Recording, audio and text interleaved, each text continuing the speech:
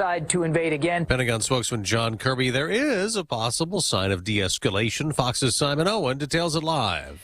Dave, Russia says some of the tens of thousands of troops it's deployed near Ukraine for military exercises are returning to their bases. It's the latest hint that Russia may be ready to begin defusing tensions. But Ukraine is skeptical. Ukrainian Foreign Minister Dmytro Kuleba said Russia constantly makes various statements. When we see troops pulling out, we will believe in de-escalation. Dave? Simon, Canada's Prime Minister will take action to end the anti-COVID mandate truck convoy that snarled traffic in the Canadian capital and at some border crossings. Protesters in Ottawa say they're just getting started, even as the Canadian government threatens the group with fines and jail time. Fox's Alexis McAdams in Ottawa. Trucks will soon be towed and even ticketed, and the Prime Minister warning that those truckers who don't leave could even have their bank accounts frozen. A federal judge plans to dismiss Sarah Palin's defamation lawsuit against the New York Times, claiming she didn't prove her case, but will let the jury keep deliberating. The former Republican Alaska governor and vice presidential nominee says, "We always appreciate the system, so whatever happened in there kind of usurps the system." It's the defense's turn at the federal trial for 3 fired police officers in Minnesota after prosecutors rested the case accusing them of violating George Floyd's civil rights in his 2020 death. Not intervening as Officer Derek Chauvin, who was convicted of murder, kneeled on Floyd's neck. At least 2 of those ex-cops plan to testify. America's listening to Fox News. That dinner was delicious. What's next? I'm thinking just the check.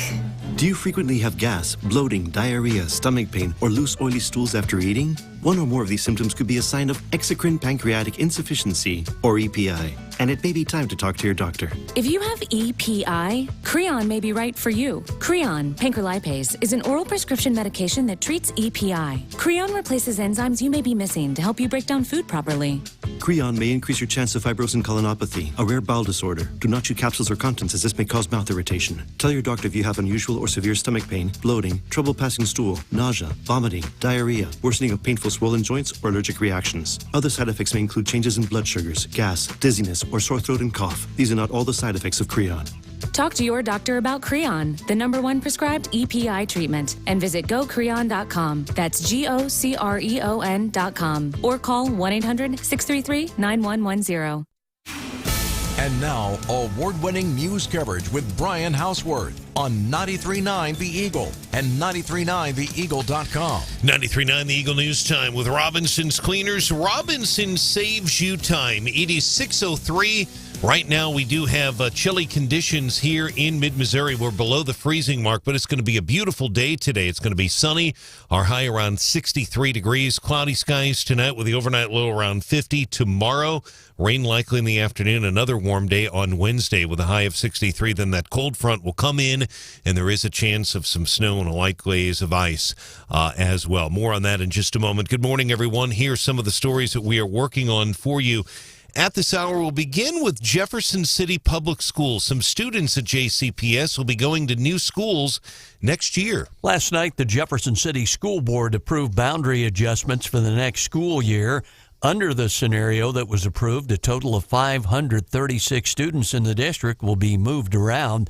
That includes 274 elementary students, another 106 in the middle school, and about 150 at the high school. Board says it would move the least number of students overall. There would be a feeder split at West Elementary in Jefferson City. John Marsh, 93.9 The Eagle. John, thank you. Meantime, the National Weather Service says while there is still a lot of uncertainty about timing, some snow is likely on Thursday morning across mid-Missouri. It's unclear how much snow right now that Columbia and Jefferson City could receive. We'll probably know more about that coming up tomorrow because the models continue to change. NWS St. Louis meteorologist Melissa Bird tells 93.9 The Eagle the system is expected to start as rain tomorrow afternoon. afternoon for Columbia and Jefferson City. At this time, it's expected to change to snow between 5 and 7 on Thursday morning. NWS St. Louis meteorologist John Carney says there's also a chance of freezing rain as the cold air arrives. The NWS says Columbia has a 75% chance of at least 2 inches of snow. Keep your radio tuned here to 93.9 The Eagle. Updated forecast information. We'll hear from ABC 17 Storm Track meteorologist Kevin Schneider coming up here in a few moments. Missouri State Highway Patrol's Division of Drug and Crime Control now handling the investigation into Sunday's deadly deputy-involved shooting east of Columbia near Route Z. The Boone County Sheriff's Department requesting that the patrol handle the investigation. Deputies identify the suspect who was shot and killed by a deputy as 37-year-old Blaine Johnson of Columbia. Missouri Senate is still in that stalemate over the controversial issue of congressional redistricting. Senate met in a rare session, a very rare Saturday session on Saturday as a filibuster by the Conservative Caucus continues. They support a 7-1 GOP map. Today at noon, supporters of the 7-1 map and supporters of the Senate Conservative Caucus plan to rally at the State House in Jefferson City. They're calling it a freedom convoy, so that will likely cause some extra traffic. Be prepared for that in the Jefferson City area, and we don't know how many people, but at this point they will be rallying there. There are expected to be some trucks involved in this rally as well. Governor says half of Missouri's new teachers leave the profession by their 5th year. He's reiterating his call to increase the starting salary for teachers from $25,000 to $38,000. Governor Mike Parson tells 93.9 The Eagle Missouri ranks 50th in the nation for starting teacher pay. And I think even at that level, we go from dead last in the United States to about 30th in the United States. But there's no reason we should be last in the United States. Per Missouri statute, the minimum teacher salary right now is $25,000. The governor spoke to several dozen education officials, several state lawmakers in Jefferson City. $43,000 change order aimed at improving traffic around Rockbridge High School has been approved by Columbia School Board. Change order involves the Peachtree Connector driveway. CPS's Michelle Baumstark tells the Eagle Peachtree Connector is aimed at helping to ease school-related traffic. And the Jim Butler Auto Group plans to hire 50 new employees at its Centralia facility after its purchase of 2 Offenburg dealerships in nearby Mexico. Those dealerships have been relocated to Centralia, which is nearby. For now, the Ford and the Chrysler, Dodge, Jeep, Ram dealerships are operating at a temporary facility next to Jim Butler Chevrolet. Centralia Chevrolet. Jim Butler is starting work right now on a $3 million project that will involve new showrooms and also a state-of-the-art service expansion. They'll hire 50 new employees for sales, business development, services, and also administrative positions. 93.9 The Eagle News is brought to you live in this hour by Gaps Automotive. Let the local experts at Gaps keep you and your car safe. Check them out at GapsAutomotiveInc.com. 93.9 The Eagle News Time, 6:07.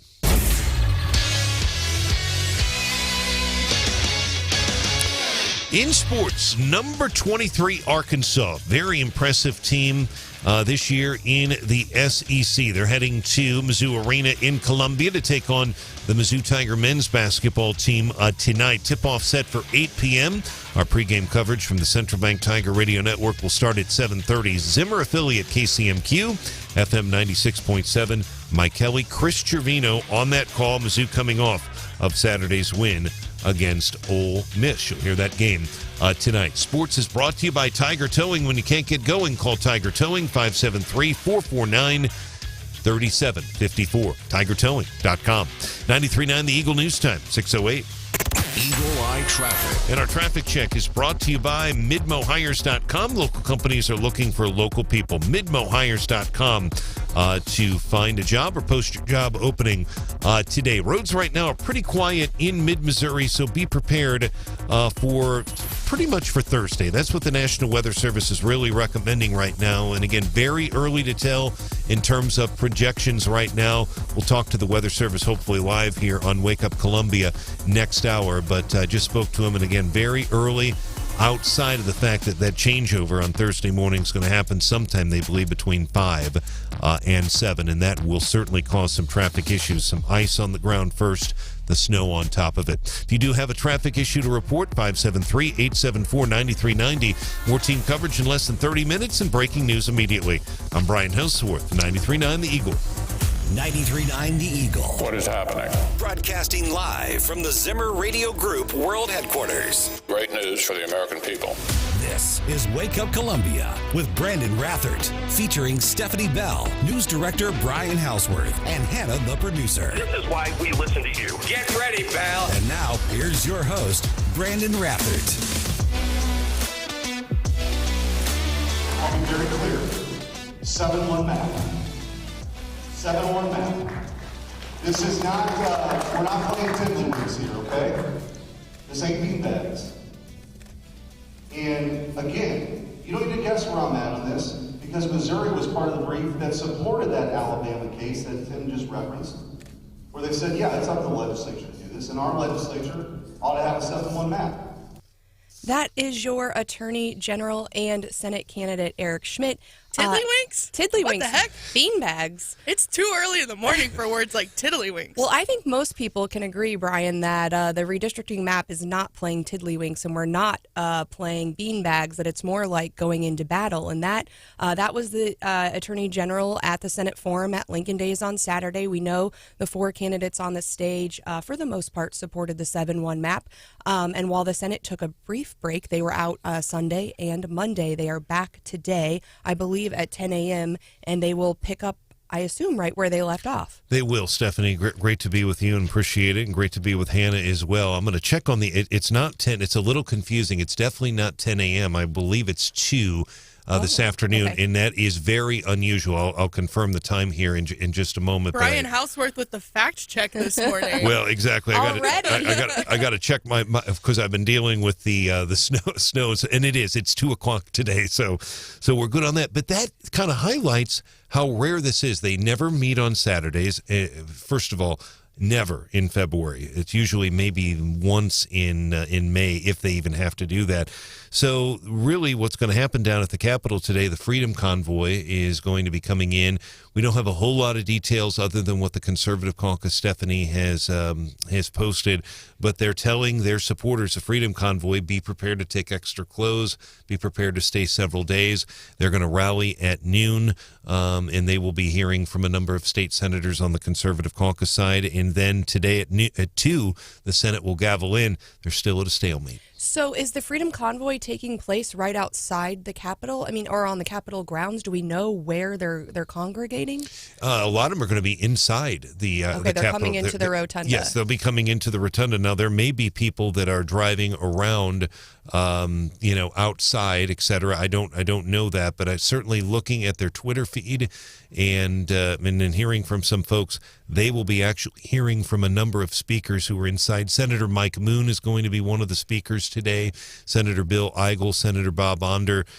Mike Moon obviously is the biggest one, but yes, that is going to be primarily inside the Capitol. So there are people going to start arriving, according to their Twitter, about 10 o'clock today. So while the senators are sleeping in, right, since they don't have to go till 2, I doubt they're sleeping in. It sounds like the Missouri House is getting started as early as 8. We've already been in touch this morning with local Rep Cheri Toalson-Reisch, who has an education hearing that begins at 8 a.m. And the House, I have to scroll to see all of the hearings that are taking place today. In fact, another one of our local reps, Representative Walsh, has a bill that's going to hearing today. That's exactly right. And you're exactly right about, Stephanie, the hearings that are going on. And I went through all those yesterday, and we're talking about literally almost a full page from morning until night, starting with the pensions and the budget. The budget hearing is going to be pretty big. In terms of what you referenced there, that is that's State Representative Sarah Walsh.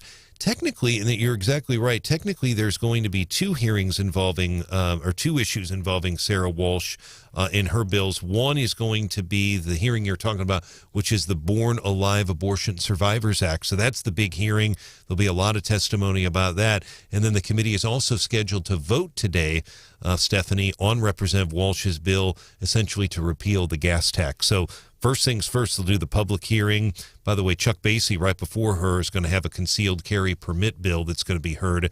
The big attention will be on this Born Alive Abortion Survivors Act, and then they vote on on the motor fuel repeal bill that she has. So is that in the Emerging Issues Committee, or what committee is that going through? That Special Committee on Government Oversight, which okay. is Jared Taylor. That would be at noon or upon adjournment. So, and it's always up to the speaker in terms of what committee. I thought maybe Emerging Issues. Technically, I thought maybe motor fuel might go to Transportation, but Special Committee on Government Oversight is where it is. Actually, and the abortions bills are before that committee too. Wonderful. Well, welcome into Wake Up Columbia. My name is Stephanie Bell. There is Brian Hauswirth. Good morning. Great to see you. And producer Hannah is with us this morning as well. Good morning. And Branden has the day off. We Loser. I know. While Brandon's away, Wake Up Columbia will play. I am sitting, if you're watching online, give us a wave, give us a like. And we are, I am sitting in the big chair today. So how's it feel? Is it warm, like the hot seat? I feel taller. I feel like Branden has moved this chair up. So do I look taller? He probably just likes to feel taller as well because he is short. All right. Well, our friends over at ABC 17 and the Better Business Bureau are actually reporting about some COVID testing scams. Hannah, I think you told me. Did you ask Biden for some free COVID tests? I did. I said, please, Mr. President, I don't want to spend $90 on 2 tests. You didn't order them on QVC? I did not. Okay. So have you gotten those tests yet? I haven't, but I got an email over the weekend from the post office saying that I had a package arriving Wednesday. Okay. And the only thing that I can think that might be would be those government-issued COVID tests. So we will see. I will report back like tomorrow or Thursday and see if that's actually what happened. Or maybe, I just have a secret admirer sending me a gift. Oh, it is Valentine's week. Oh, boy. I like it. Joe Biden is your Valentine, and he is sending you a COVID test. No, so we do have a Twitter poll because I wonder, because I did see a lot of people saying, I don't want my, and we have to put free in quotations, right? I don't want my free COVID test because we know exactly who is paying for these COVID tests. We all are. And so I think you could get up to 4 COVID tests. And Hannah, you brought up a good point. Like for you, 4 tests is, pretty good. But for me, I got 5 people in my family. So but I guess I could request some and my husband could request some. No, so it was really? Only 1 person per household could request them. So so you got a total of 4 tests per household from Mr. Biden. So don't have too many kids, otherwise you can't test everyone in your family. But I do have a Twitter poll up on my feed, which is at Stephanie S. Bell, that says, hey, did you request the tests? And if so, have you seen them? Or, are you still like Hannah, kind of watching your postal notifications to see if you'll ever get these things? I want to say I think it's been a little over a month, maybe, since I ordered these. So it's been a hot minute. Well, and we're 2 years into this, and you have to think, what's the benefit of these tests now? And I get it, but I feel like in mid-Missouri, Brian and I know this personally, that most people have this. If you didn't have it already, a lot of people had it in January. And so, I had purchased, I believe, some COVID tests from just a retailer, and they did show up in the mail, and I thought, what am I going to do with these now? I shouldn't have COVID in the next, little while. I think I'm good for a while. So, Brian, did you order any free COVID tests? I did not, but my sister helped me, and I believe some came in. It's in the other factor is it's not the most easiest thing to at least for me, to use those. I went in and had actually a professional do it, and I have a deviated septum. That was a miserable experience. Miserable, but thank God the medical people were very patient with me. There's a rapid test, then there's the one that really was the tough one. The rapid test wasn't too bad, but yes, I caught it during the January spike in Omicron, and hope everybody stays safe out there. But that's kind of the plan right now. And then I'll be back at 6:30, Stephanie. But the big thing right now is not just what's going on in Jeff City, but that's obviously big. But we're going to keep a close eye on the forecast, because it definitely looks like it's not. I don't think it'll be as much as it was before, because the timing, obviously, it has to do with moisture. But that ice coming down first concerns me. Well, we're excited to hear more from you and what you know about that. I know there's still a lot of details that are unknown. We are also excited to hear from friend of the show, Christopher Arps, coming up at 6:35. He emceed that big dinner at Lincoln Days with Karl Rove and honoring Senator Blunt. He's getting really big time. Christopher Arps. He's famous now. Right? He emceed the Boone County Lincoln Days event last year. year, and now there he is at the big dinner of statewide Lincoln Days. So. I hope he, remembers his roots and doesn't, get too famous for us here on Wake Up Columbia. I don't think he said hi to me at that dinner. Oh, I don't know that I got close. I think you need to call him out on that at 6:35. We will, and we will also be doing the daily DC rundown. We've been talking so much about Republicans infighting. It's nice to see again some Democrats and their infighting, some harsh words by someone that surprised me.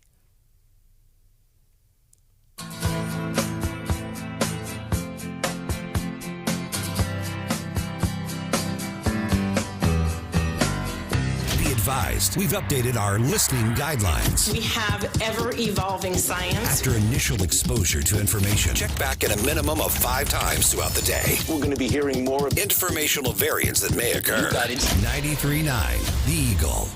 This is the Home Workout Challenge, where people who can't get to the gym are using anything they can find to get fit from the comfort of their own home.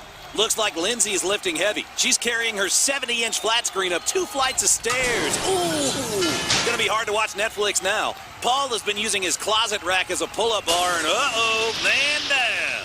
Can't find workout equipment? Go to Play It Again Sports. Think of them first, so you don't finish last, and so you don't ruin your house. Play it again, sportscolumbiamo.com. Oh, it's hot out here. My mind is playing tricks. Like, first I saw a cheeseburger vending machine. Then a bank that puts people before profits. That's a mirage. Might circle back on those burgers, though. Missouri Credit Union. From the pig, for the people. Banks. They're like the Old West. Surprises lurking around every corner. Never knowing who's really on your side. You could use a partner. Yeehaw! Did that sound authentic? Missouri Credit Union. From the pig, for the people.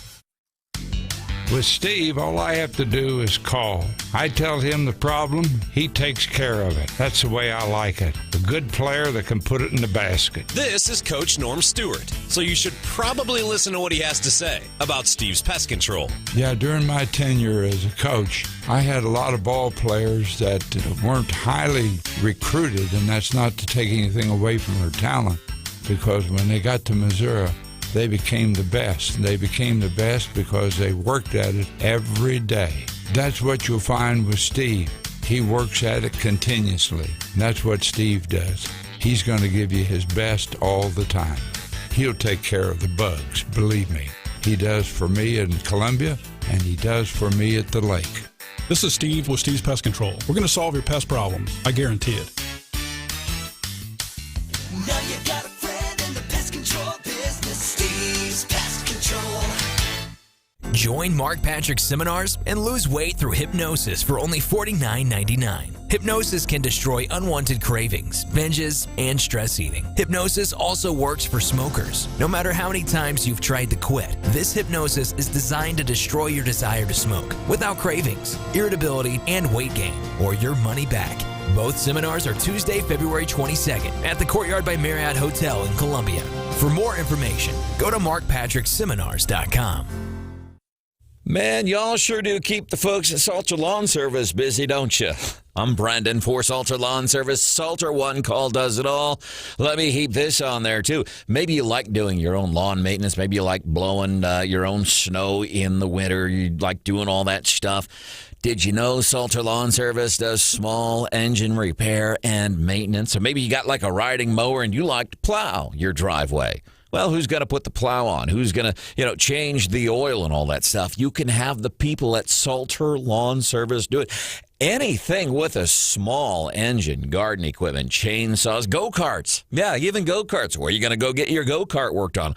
Salter Lawn Service, because they work on just about anything with a small engine. So you need maintenance. You need some work done. You've got something that's not starting. I bet they might be able to help you out at Salter Lawn Service. Check them out online. Salter One Call does it all. 180 million people watching their connected devices at least 3 hours a day. That's 3.7 billion hours of streaming a week. At Fuse 32, our team of digital experts will show you how to harness the power of connected TV, crafting campaigns with precise targeting abilities from specific locations to your customers' online interests and behaviors. Connected TV provides the fuel for the future of your business. So team up today with Fuse 32. There's nothing we can't do. Online at Fuse32.com. My best trait is my humility. The Glenn Beck Program. I think that's what makes me so great, is my humility. Wouldn't you say? Glenn Beck. Weekdays at noon. My job is to tell you. On 93.9 The Eagle.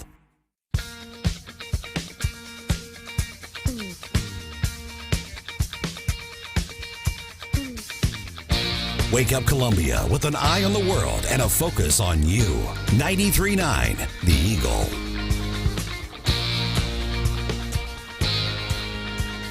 This is your daily DC rundown with yours truly, and Hannah just told me, hey, we're actually on time for this segment. It's a nice change, right? Like, you can talk for longer than 60 seconds and we'll be fine. A full daily DC rundown. Well, we know that we've had so much Republican infighting lately, both at the national level and here at the state level.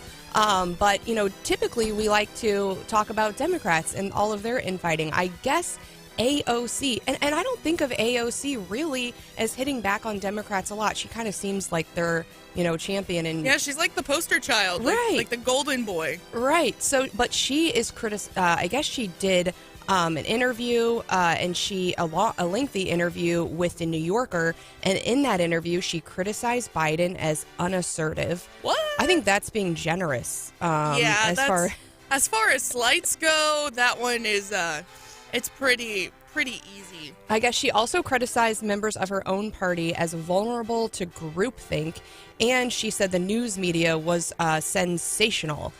Which, the news media does her so many favors, the legacy news media. So I don't know why she's criticizing them. And she's doing this in a media piece. She was, having a bad day or something and was pretty critical. Isn't that kind of like Senator Josh Hawley selling a book on, big tech, like on Amazon? Isn't that kind of the same thing? I'm with you, Hannah. So she actually reserved her harshest words, they said, for her own caucus, which she said, when asked about her own caucus, she said, honestly, and you don't have to use the dump button on me, but honestly, oh, no. It's a blank show. It's scandalizing every single day, and that was about her own caucus. So, Republicans are out there censuring their own members and passing these resolutions, but apparently I think she's hinting that there is more going on over there than we actually know. So, out of all Democrats, I wouldn't think that AOC would kind of be the first one, maybe not the first one, but I never would have guessed she'd be the one to kind of peel back that curtain. I was surprised, and I'm not, obviously I'm not a fan of her, but this teaser for this article is enough to make me want to go read the whole thing. Right. Also, we have our eyes on Russia and Ukraine. Apparently, Biden spoke with British Prime Minister Boris Johnson yesterday about reinforcing a, quote, defensive posture on NATO's eastern flank, according to a White House statement. And so it's just continued watching and waiting there. Over in Congress, I loved this AP headline. It says 2 popular bills that sailed through the House. 2 popular bills, 2 problems. It's never easy in the Senate.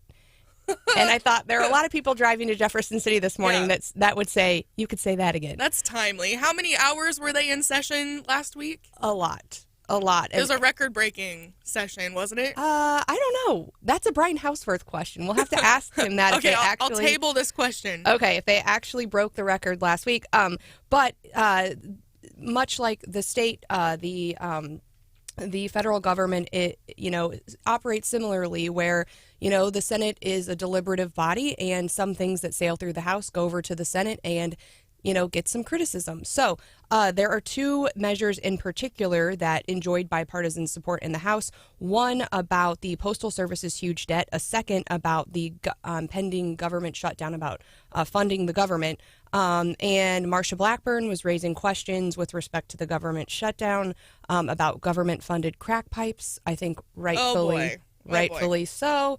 And there's been some other criticism just about the bill regarding the Postal Service debt, about, the details and exactly how that would work. So again, everyone's kind of watching the Senate and thinking bipartisan support. Why, what's the holdup in the Senate? But it will be a more deliberative process, and we'll see how these measures, if and how these measures change while in the U.S. Senate. At the same time, Brandon likes to point out all of the people that leave the White House. I guess there's another person already, Again? a staffer. Yeah, so Biden's communications advisor for television, Mariel Sayez, is leaving the White House for the private sector. And it sounds like people are just jumping ship. And we talked about why that might be. Do you blame them? I don't. But the problem is there's going to be no one left to replace these folks. Now is not a good time to get into the Biden administration. Right. Nobody is looking at that job and going, sign me up. All right. After the break, we'll have Christopher Arps. Don't miss it.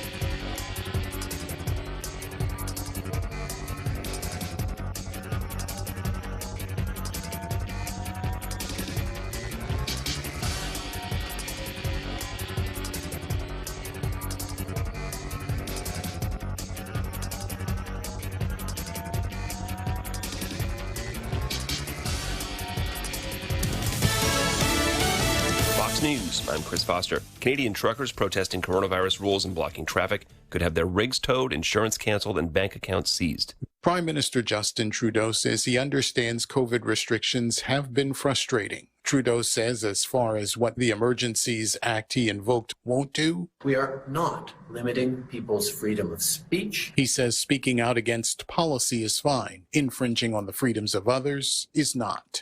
Gernal Scott, Fox News.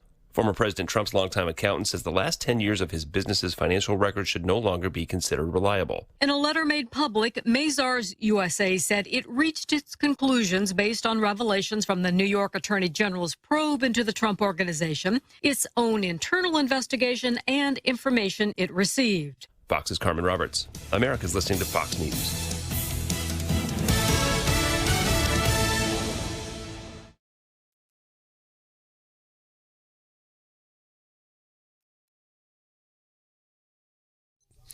.939 The Eagle News Time with Robinson's Cleaners. Robinson saves you time. It is 6:31 right now. We do have clear skies in mid-Missouri. 31 degrees right now in Columbia. It's going to be beautiful today and tomorrow, but snow and potential ice is on its way after that. Sunny, our high today 63. Cloudy tonight. Our overnight low will get down to around 50 degrees. And then tomorrow, cloudy. Rain in the afternoon, high of 63 with that cold front moving in right after that. Good morning, everyone, and here's some of the stories that we are working on for you at this hour. Supporters of a 7-1 Missouri GOP congressional map will rally today at the Missouri Capitol in Jefferson City. That's according to the Senate Conservative Caucus. They have tweeted that the gathering starts this morning at 10, rally beginning at noon. Freedom Convoy supporters being told to bring blankets and food in warm clothes and be prepared to stay for a while. Unclear on how long. The Senate remains in a stalemate over the controversial issue of congressional redistricting. The Senate did meet on Lincoln's birthday on Friday, a state holiday. They also held a very rare Saturday session as a filibuster by the Senate Conservative Caucus continues. Republican supporters of the 6-2 map do believe that the 7-1 map would end up in the courts, and they have said that publicly. While there's still a lot of uncertainty about amounts, snow is likely Thursday morning across mid-Missouri. National Weather Service St. Louis meteorologist Melissa Bird says there's also uncertainty about the timing. She tells the Eagle the system will start as rain tomorrow afternoon for Columbia and Jefferson City. At this time, she says it could change to snow between 5 and 7 on Thursday morning. The NWS's John Carney says mid-Missouri could also receive a light glaze of ice as that cold air arrives. You'll want to keep your radio tuned right here to 93.9 The Eagle for updated forecast information. Missouri's governor is reiterating his call today for state lawmakers to increase the starting pay for teachers from $25,000 to $38,000. Governor Parsons spoke at Mizzou's Education Roundtable before dozens of education leaders and several state lawmakers. We're going to be competitive, and we're going to put that responsibility on the educators of the state. We got to do a better job of taking care of. We know that 50% of the teachers don't even last 5 years in that. We need stability in that. DESE spokesperson Mallory McGowan tells the Eagle Missouri is now 50th in the nation in average starting teacher salary at $32,970. And the Jim Butler Auto Group has purchased 2 Offenburg dealerships in Mexico, Missouri. They've been relocated to nearby Centralia down the road on Highway 22. The Ford and Chrysler Dodge Jeep Ram dealerships are now open in a temporary facility next to the Jim Butler Centralia Chevrolet. A $3 million development is now underway at the Centralia location. We'll have more details on this for you coming up at the top of the hour at 7:03. 93.9 The Eagle News is brought to you live on this Tuesday morning by Mid-America Mortgage. Check them out online, midamericamortgage.us, and apply now for a loan on your dream home. 93.9 The Eagle News Time, 6:34.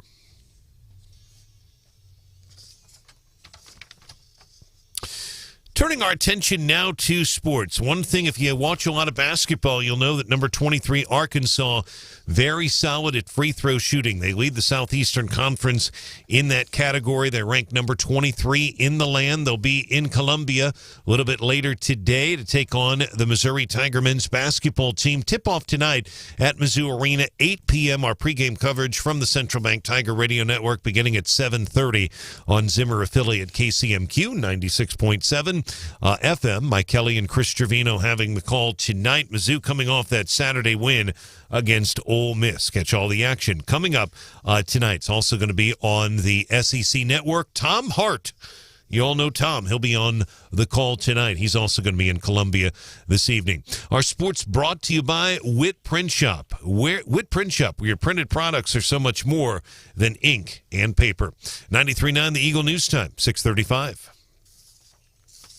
And our traffic check is brought to you by MidmoHires.com. Local companies are looking for local people. MidmoHires.com. Find a job, post your job opening today. Roads right now pretty quiet in mid-Missouri. If you do want to report a traffic issue, our phone number to call or text is 573-874-9390. More team coverage in less than 30 minutes, and we have breaking news immediately. I'm Brian Hauswirth, 93.9 The Eagle.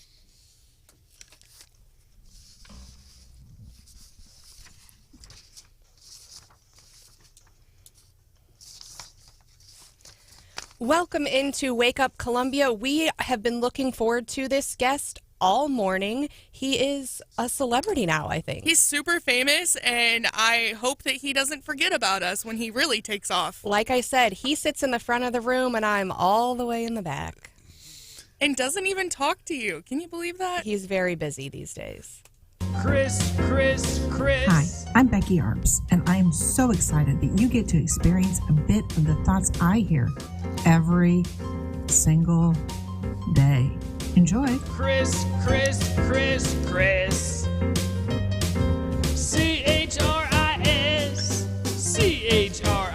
Welcome into the show, Christopher. How was your weekend? My weekend was fantastic. You know, I've been sitting here for the last 20 seconds wondering who you're talking about there. And I was like, oh, it's me.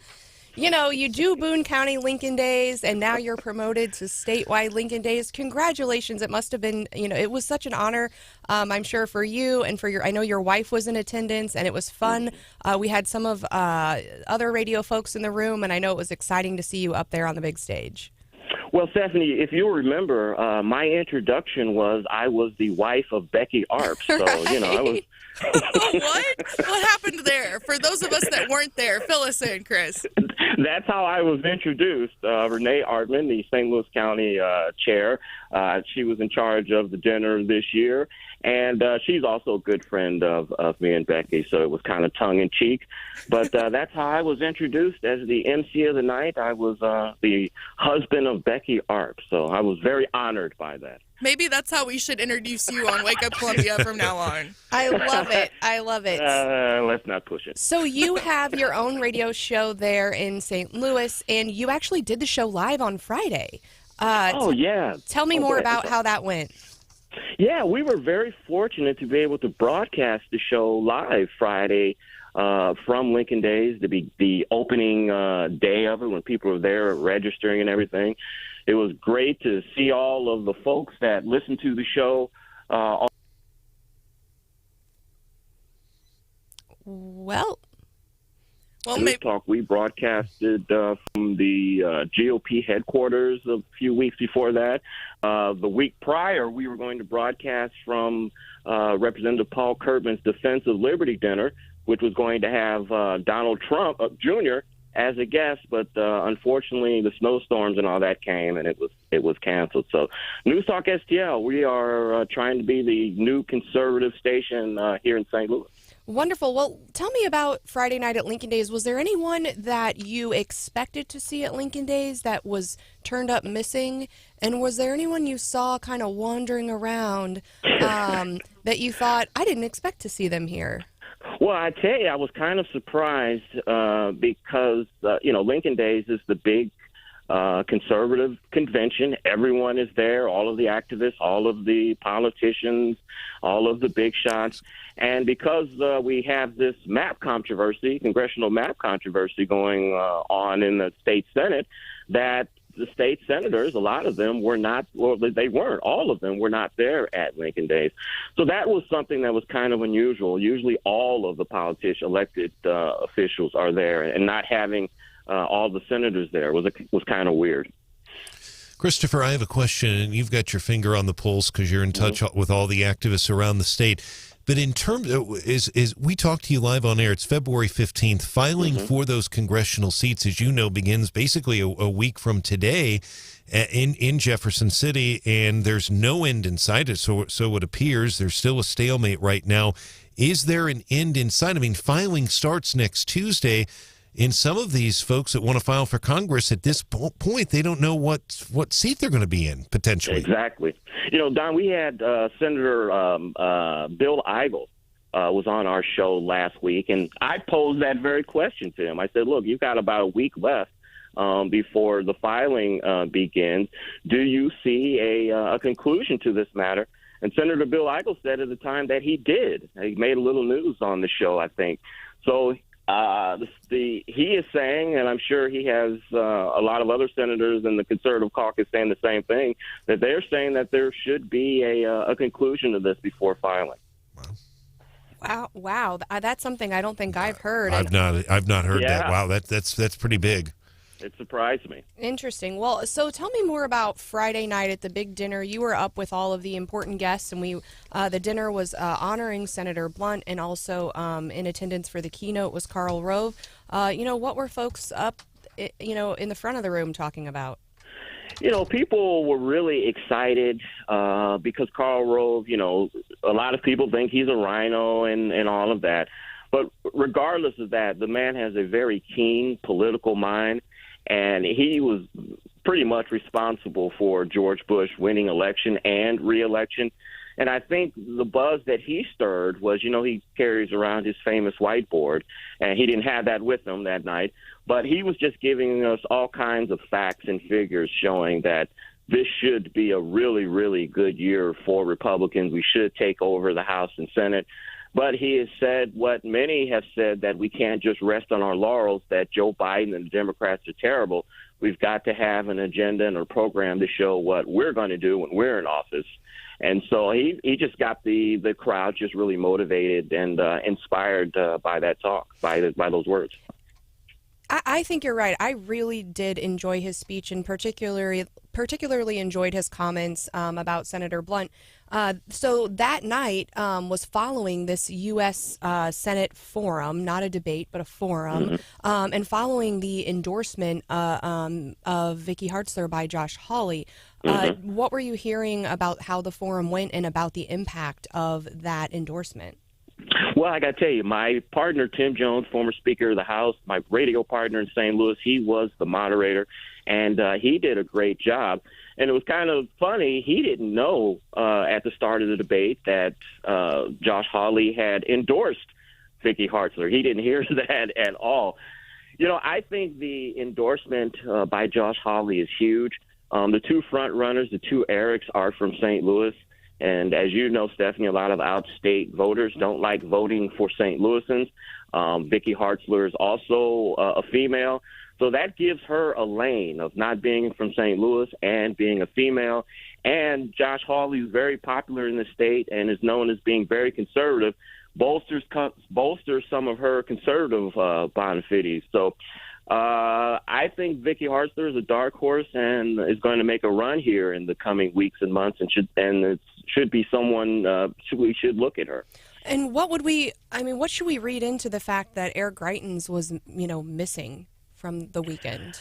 I think it fully bolsters what we all know, that Eric Greitens is going to run a campaign where he's not going to campaign.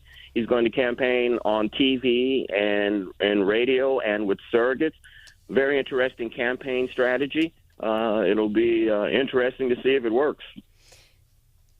I agree, and I think I think that people are watching, but to miss kind of the conservatives' biggest weekend, I think really will speak to some people, and I think not showing up to the forum, obviously people can read into that what they want. Well, we've got wait, Stephanie, you know what his excuse is, don't you? What is his excuse?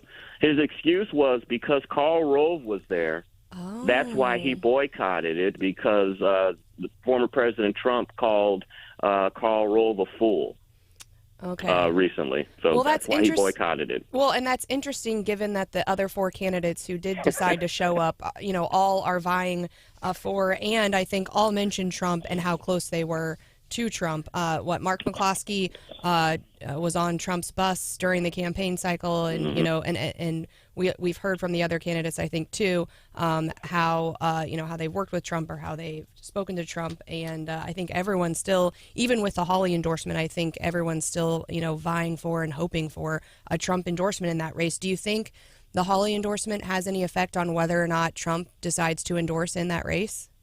That's very interesting, and Trump and Hawley, Trump came to St. Louis and around the state of Missouri to campaign for Hawley. I think that he likes Senator Hawley. If you remember during the January 6th, the lead up to that, and he was one of the senators that questioned a lot of things. So I don't know if the senator wants to, or if the former president wants to go against the former senator and endorse a candidate. That's going to be interesting to watch. I don't know.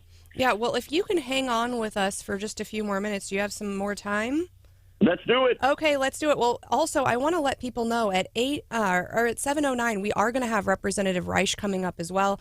She was, the Missouri State Teachers Association actually asked her to remove a Facebook post regarding CRT. And so we're hoping to speak with her later this morning about that. But in the meantime, Chris, you wrote an article about one way to fix inflation. So let's get into that after the break. All right. Chris. Hi, I'm Becky Arps, and I am so excited that you get to experience a bit of the thoughts I hear every single day. Enjoy. Chris.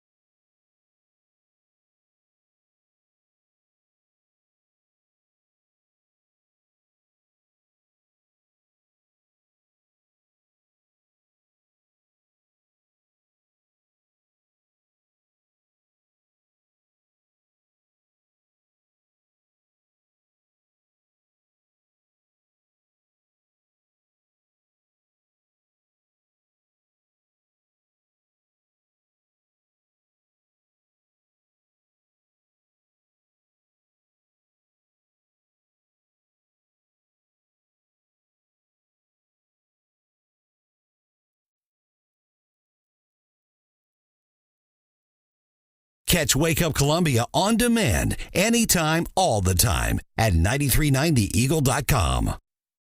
Chris. So beyond hosting and emceeing fancy dinners, you also write for Red State. In your latest article, you say, want to stem inflation, end the trade war. And you talk about how at least one senator and others are talking about lifting the tariffs that remain in place on imports for China. I can't imagine that's a very popular position right now, Chris. It was not a very popular position. I think there were probably about 60 comments on it. I think one comment was in support of what I wrote. 59 were against. And the thesis of the article was, look, we've got 7.5% inflation right now, which is at a 40-year high. 20% of the goods that we import into this country come from China. So Americans are buying a lot of Chinese goods. And I was just trying to make the case that on top of the 7.5% inflation tax, we have this tariff that we put on these Chinese goods, which is an additional tax, that maybe we should end those tariffs to try to give the American people a little relief. And a lot of the commenters took my article as saying that if we eliminated tariffs on Chinese goods, it would end inflation altogether. And that's not what I was saying. What I was saying, as the article implies, is to lower inflation just a little bit by taking these tariffs off. What do you think, Stephanie? Sure. Well, I mean, I think the commenters do have, a legitimate question in that the Biden administration, is so bad. And there are so many things, from labor shortages to trucker shortages to energy issues. There are so many things, housing issues that I think are driving inflation and causing, and squeezing the people, especially middle and lower income folks, that I would worry that, it would just be a blip, a drop in the bucket on, the skyrocketing inflation that we're facing. Have you seen any data out there on, what the impact might be? You too. You're against me too, Stephanie. Wow, I thought at least you'd have my back some. I don't know, but no, I haven't seen any data or anything on that. Look, I agree with a lot of the commenters. We do need to bring our manufacturing capability back here to the United States. We need to be less dependent on their money. But that's not anything that's going to happen anytime soon. That's going to take years to bring that manufacturing capacity back here. And I was just trying to make the argument that in the short term, let's end these tariffs, give the American people some relief. Maybe we can put them back on later once we have a Republican administration and Republican Congress and inflation is back under control. Maybe think about putting them back in. Well, and I will give you some kudos, because I think, everyone out there right now is just saying, inflation's awful, inflation's the worst it's ever been, and complaining, but very few people are willing to step forward and say, here's something we can do to help fix it. Yeah. And the Biden administration says, let's just give people more money, which is really how we got into the situation in the first place. And so kudos to you for, thinking critically and saying, hey, here's something that we can do that might actually, stop the, or I guess, would you say, stem inflation. So I like that. Coming forward with a solution. I was in 5th grade to 9th grade during the Jimmy Carter presidency. And I remember my parents could go to the bank and could get a certificate of deposit that was paying 21% interest. Wow. I remember when home loans were 12%. And unemployment was 10, 11, 12, 13%. I don't want to relive those times again. I didn't think I'd ever see anything like that again, but we're almost there. Well, and when I got out of law school, I had law school loans, and I think they were at 6.5. Yeah. And everyone was saying, I can't believe the student loans are at such a high rate. You need to pay those off first, because every other, form of lending that I was doing was at, and that was considered, oh my gosh, 6.5. Why is that so high? And, luckily for me, I didn't, live through any of this, but this is the worst inflation we've seen, in my lifetime. Yeah. And it really is starting to squeeze people. And we're talking in Missouri about, how to help folks out. And, it was nice to see the governor offer, a proposed pay raise for state employees. But I know, the legislature is still kind of working through that process and has kind of scaled that back. But people, are going to need relief if, what are we at now? 7.5%? 7.5%. There have been a lot of comparisons between Joe Biden and Jimmy Carter about their hapless presidencies. When I was on Newsmax last Friday, we were talking about the Biden economy, and I did a little research, of course. And did you know in 1977, when Jimmy Carter entered the White House, inflation was at 7.4%. And in 2022, it's at 7.5%. Wow. At the end of Jimmy Carter's presidency, inflation was 14%. So I hope to God that we are not following that trend line again. I hope so as well. Well, we've just got a few more seconds. When are you on Newsmax next? I am on Newsmax again on Thursday, and I'm on the power panel, as they call it, from 5:30, 6, and 7 o'clock. All right, we'll be sure and tune in. Thanks, guys, for having me on every week, and tell Branden I said hello. Will do.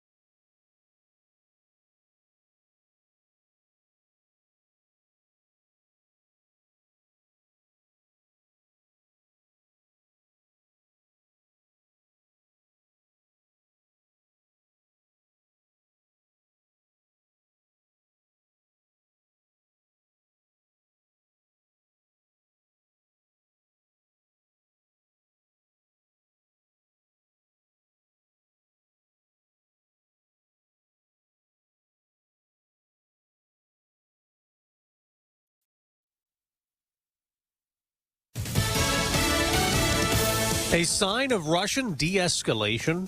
I'm Dave Anthony, Fox News. That's the hope after this report. Russia's Ministry of Defense would be pulling back some troops from Ukraine's border. Many of these troops have been conducting military exercises, and the Ministry of Defense in Moscow actually released some video showing tanks leaving their frontline positions. But that video and the exact location of those troops hasn't yet been verified. Fox's Trey Yingst is in Kyiv, where the U.S. is shutting its embassy. Says Ukraine's taking the new report with a grain of salt. Its president said earlier they'll have a day of unity tomorrow. Virginia's Republican Governor Glenn Youngkin could soon as today sign a law making school mask mandates optional, letting parents decide if their kids should wear them. After a months-long fight, getting help from the also Republican legislature. The House of Delegates banning forced masking on Monday. The action comes after Youngkin tried but failed to ban masks in school by executive order after a court overturned it. The measure to abolish school mask mandates has already passed in the state Senate. Youngkin also plans to attach an emergency clause to allow the ban to take effect immediately. In California, The indoor mask mandate ends today, but some counties like Los Angeles is still required. It's day 2 of a search at sea off the North Carolina coast where a small plane crashed. Fox's Evan Brown following this live. Yeah, Dave, one body has been recovered so far. That single-engine plane went down Sunday afternoon about 4 miles out from Drum Inlet in the North Carolina Outer Banks. The Coast Guard says the plane was observed flying erratically on radar shortly before the crash. They don't expect to find survivors. The listed passengers have not been publicized, but some may have been a family who resides in Carteret County. The search will continue today. Dave? A man charged with interfering with a flight attendant is waiting for a hearing, accused of trying to force open a door on the plane on a flight Sunday diverted to Kansas City. Passengers helped the crew subdue him, hitting him with a coffee pot, punching him, and then tying the man up with zip ties and a duct tape. America's listening to Fox News. That dinner was delicious. What's next? I'm thinking just the check. Do you frequently have gas, bloating, diarrhea, stomach pain, or loose oily stools after eating? One or more of these symptoms could be a sign of exocrine pancreatic insufficiency, or EPI, and it may be time to talk to your doctor. If you have EPI, Creon may be right for you. Creon, pancrelipase, is an oral prescription medication that treats EPI. Creon replaces enzymes you may be missing to help you break down food properly. Creon may increase your chance of fibrosing colonopathy, a rare bowel disorder. Do not chew capsules or contents as this may cause mouth irritation. Tell your doctor if you have unusual or severe stomach pain, bloating, trouble passing stool, nausea, vomiting, diarrhea, worsening of painful swollen joints, or allergic reactions. Other side effects may include changes in blood sugars, gas, dizziness, or sore throat and cough. These are not all the side effects of Creon. Talk to your doctor about Creon, the #1 prescribed EPI treatment, and visit gocreon.com. That's GOCREON.com. Or call 1-800-633-9110.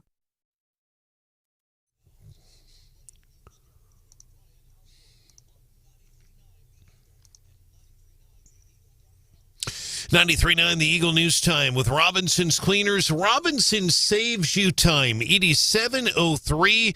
Right now we have 31 degrees in Columbia. We're expecting a high today of around 63 degrees.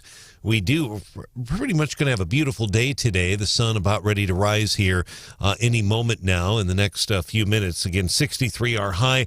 Our overnight low will only get down to around 50, and then more nice weather tomorrow. Rain in the afternoon, 63 for a high, and then that cold front will move in. There's a chance of snow and a glaze of ice. We'll talk more about that in just a moment. Good morning, everyone. Here are some of the stories that we are working on for you at this hour. And let's begin with the weather. The National Weather Service says while there is still a lot of uncertainty about timing, some snow is likely on Thursday morning across mid-Missouri. It's unclear how much snow Columbia and Jefferson City could receive, but the NWS says Columbia has a 75% chance of at least 2 inches of snow.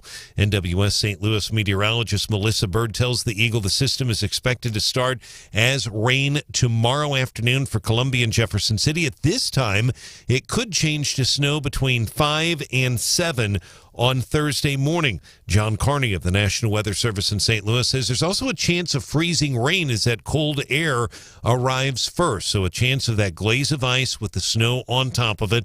Keep your radio tuned here to 93.9 The Eagle for updated weather information. ABC 17 Storm Track meteorologist Kevin Schneider will also have an update here for us coming up in a few minutes. The Missouri State Highway Patrol's Division of Drug and Crime Control now handling the investigation into Sunday's deadly deputy-involved shooting east of Columbia near Route Z. Boone County Sheriff's Department deputies requested the patrol handle the investigation. Deputies have identified the suspect who was shot and killed by a deputy. His 37-year-old Blaine Johnson of Columbia. Johnson led police on a high-speed pursuit that ended in a field. Deputies say an armed Johnson got out of the vehicle, fled on foot, and displayed a weapon before a deputy fired in response. Patrol Corporal Kyle Green tells the Eagle at the conclusion of the DDCC's investigation, all documentation will be sent to the Boone County Prosecutor's Office. 50 new jobs and a $3 million expansion heading to Centralia. The Jim Butler Auto Group plans to hire 50 new employees at its Centralia facility after its purchase of 2 Offenburg dealerships in nearby Mexico. Both of the dealerships have been relocated to Centralia. For now, the Ford and Chrysler Dodge Jeep Ram dealerships are operating in a temporary facility next to Jim Butler's Centralia Chevrolet. Jim Butler has started work on a $3 million project, which will include new showrooms and a state-of-the-art service expansion. They plan to hire about 50 new employees for sales, business development, service, and administrative positions. Don Luzader, 93.9 The Eagle. All right, Don, thank you. We have more on this story on our website, 939theeagle.com, including a picture of the dealership there in Centralia. Jim Butler also owns 2 dealerships in Lynn, Missouri. Lynn is east of Jefferson City. Those are the former Carroll Rima dealerships down in Osage County. The governor says half of Missouri's new teachers leave the profession by their 5th year. He's reiterating his call to increase the starting salary for teachers from $25,000 to $38,000 per year. The governor tells 93.9 The Eagle that Missouri ranks 50th in the nation for starting pay. Per Missouri statute, the minimum teacher salary is currently $25,000. Governor spoke to dozens of education officials and several state lawmakers in Columbia. With billions of dollars in federal money heading to the state of Missouri, the governor has made it clear that he will not simply hand out money to jurisdictions. The governor spoke at Mizzou's recent education roundtable. He says he wants to see details on how these programs will work. Columbia Mayor Brian Treese tells 93.9 The Eagle that's good policy. I want that. That magnifies our local investment in some very tangible ways. And we've already seen that work when it comes to small infrastructure projects like intersections at Discovery Ridge, right? Or the Rocheport Bridge, a $230 million project. Missouri has received an $81 million federal grant for the I-70 Rocheport Bridge project, the largest competitive grant ever received by MoDOT. House Budget Committee Chairman Cody Smith of Carthage tells the Eagle that Missouri will receive $7 billion, billion with a over 5 years under the federal infrastructure bill that President Biden signed. Columbia School Board has approved the calendar for next school year. They've also approved a change order aimed at improving traffic around Rockbridge High School. The change order involves the Peachtree Connector driveway, and in Jefferson City, some students there at JCPS will be going to new schools next year. We'll have a detailed report on how that will work, these new boundaries, if you will, coming up at the bottom of the hour from my colleague, John Marsh.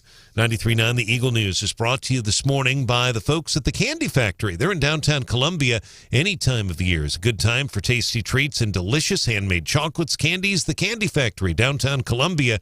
Anniversary, birthday, and any day. Find them online, thecandyfactoryonline.com. 93.9 The Eagle News Time, 7:07.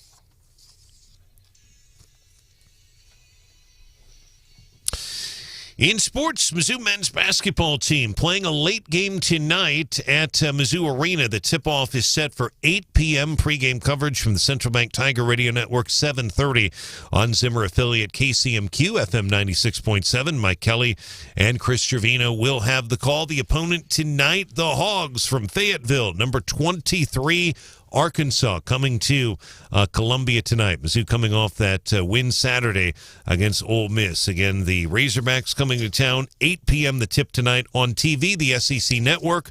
Tom Hart will be on the call tonight, along with Dane's going to be doing the color commentary, and Alyssa Lang doing the sideline reporting tonight. Sports brought to you by Lacrosse Lumber. Big enough to have everything a contractor needs, but small enough for one-on-one. Make it happen now. Customer service, Lacrosse Lumber on Grindstone. They're just west of Highway 63.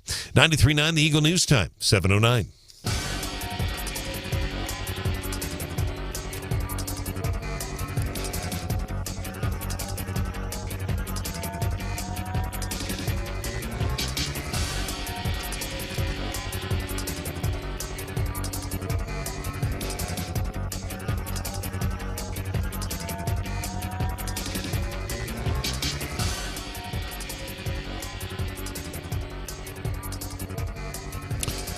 Kevin, thanks so much. Great work this morning. Right now, we do have the sun trying to rise, and it's 31 degrees. 7:09 traffic check. MidmoHires.com. Local companies are looking for local people. MidmoHires.com to find a job or post your job opening today. Roads right now pretty quiet in mid-Missouri. If you want to report a traffic issue, you can call or text us at 573-874-9390. More team coverage in less than 30 minutes, and we have breaking news immediately. I'm Brian Hauswirth, 93.9 The Eagle.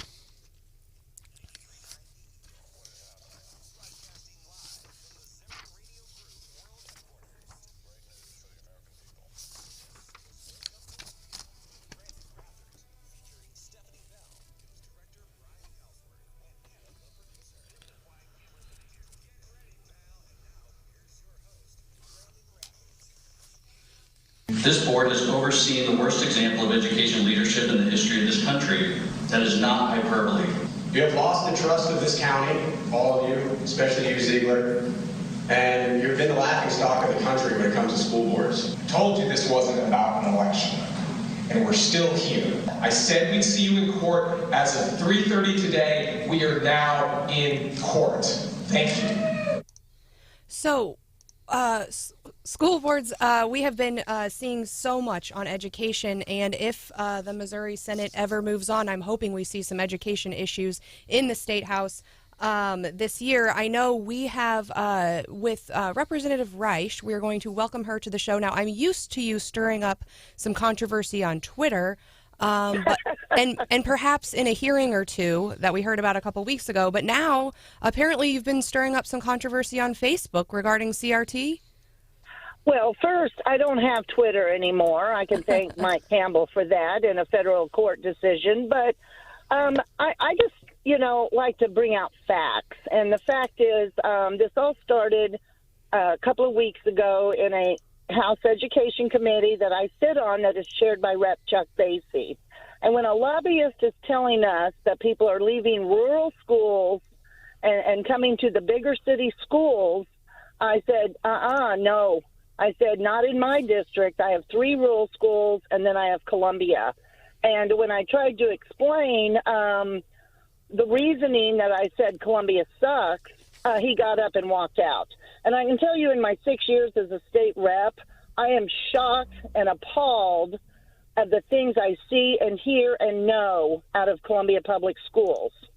And so what I did, I went on a rant of multiple things, and I posted a listing of the teachers in Columbia Public Schools that signed on to the pledge of the Zen Project.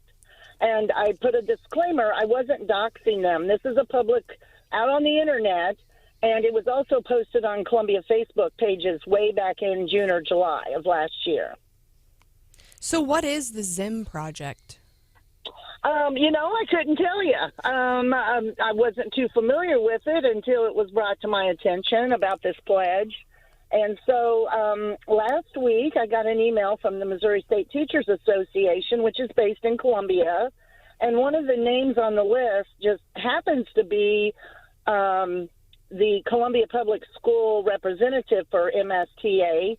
And so I don't know who asked them to ask me to take it down, but sure, I could take it down, but it's already out there on the internet.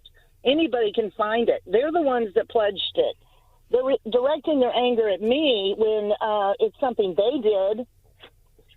So the public school lobby is now, they see your Facebook, they're watching you, and now that you've posted something they don't like, they're calling you up and saying, please take it down?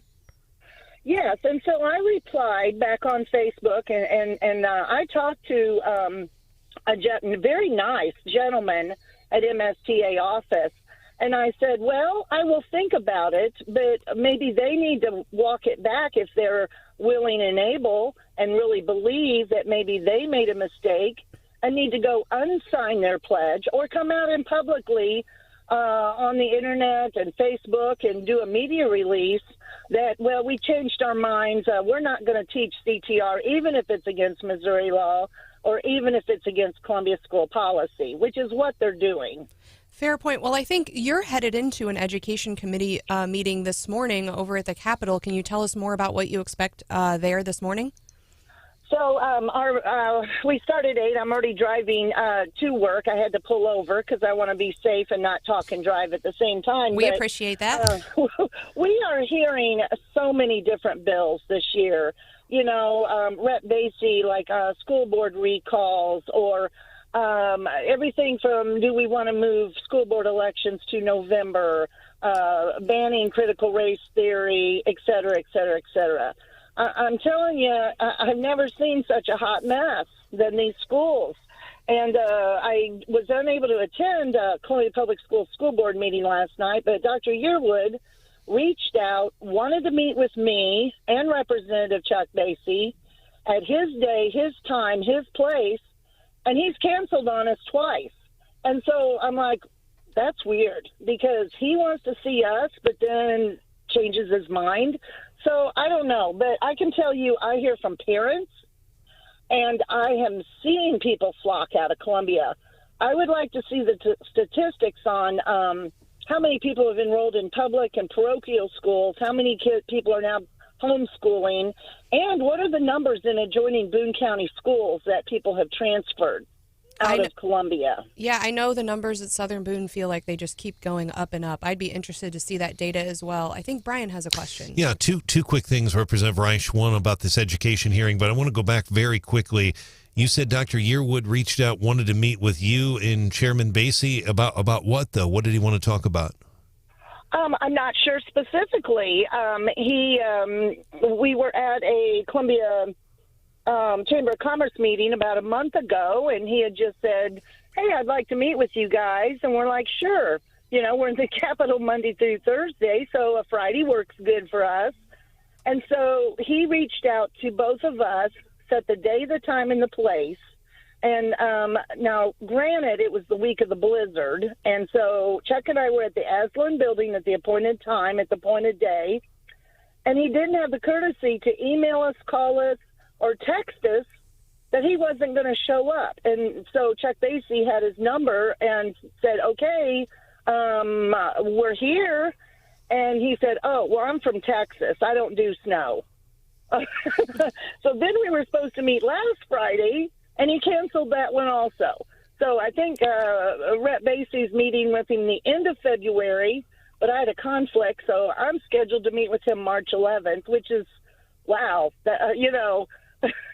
he can't take 10 minutes out of his day to meet with his local state representatives. But anyway, I can tell you CRT is in Columbia. It is in Missouri schools. It's very prevalent in the St. Louis, Kansas City, and Springfield schools also. I've seen the papers. The teacher, the parents are sending us the information. I've seen it with my own eyes. And then now a local school in Boone County that I'm not going to name at this time has said they're being saddled with that they can't teach history. Really? In 2022, haven't they been teaching history over 150 years, and now all of a sudden they claim they're not being allowed to teach history? No, what they're wanting to do is they're not being allowed to teach CRT. Gotcha. Real quick, and thank you for the information, Representative. There's a big hearing going to start at 8 o'clock, and there's about 20 bills, literally. A lot of them are going to be voted on. So you're aware of that. It's going to be a long hearing. That'll probably go into the afternoon after they gavel in for the floor at 10. But there is a key bill. It's going to be heard in a nutshell. It's 1858. State Representative Ben Baker, your colleague from Neosho, it creates, Representative, the Parents' Bill of Rights Act of 2022. It gives parents the right to review curricula, gives parents the right to visit school during school hours.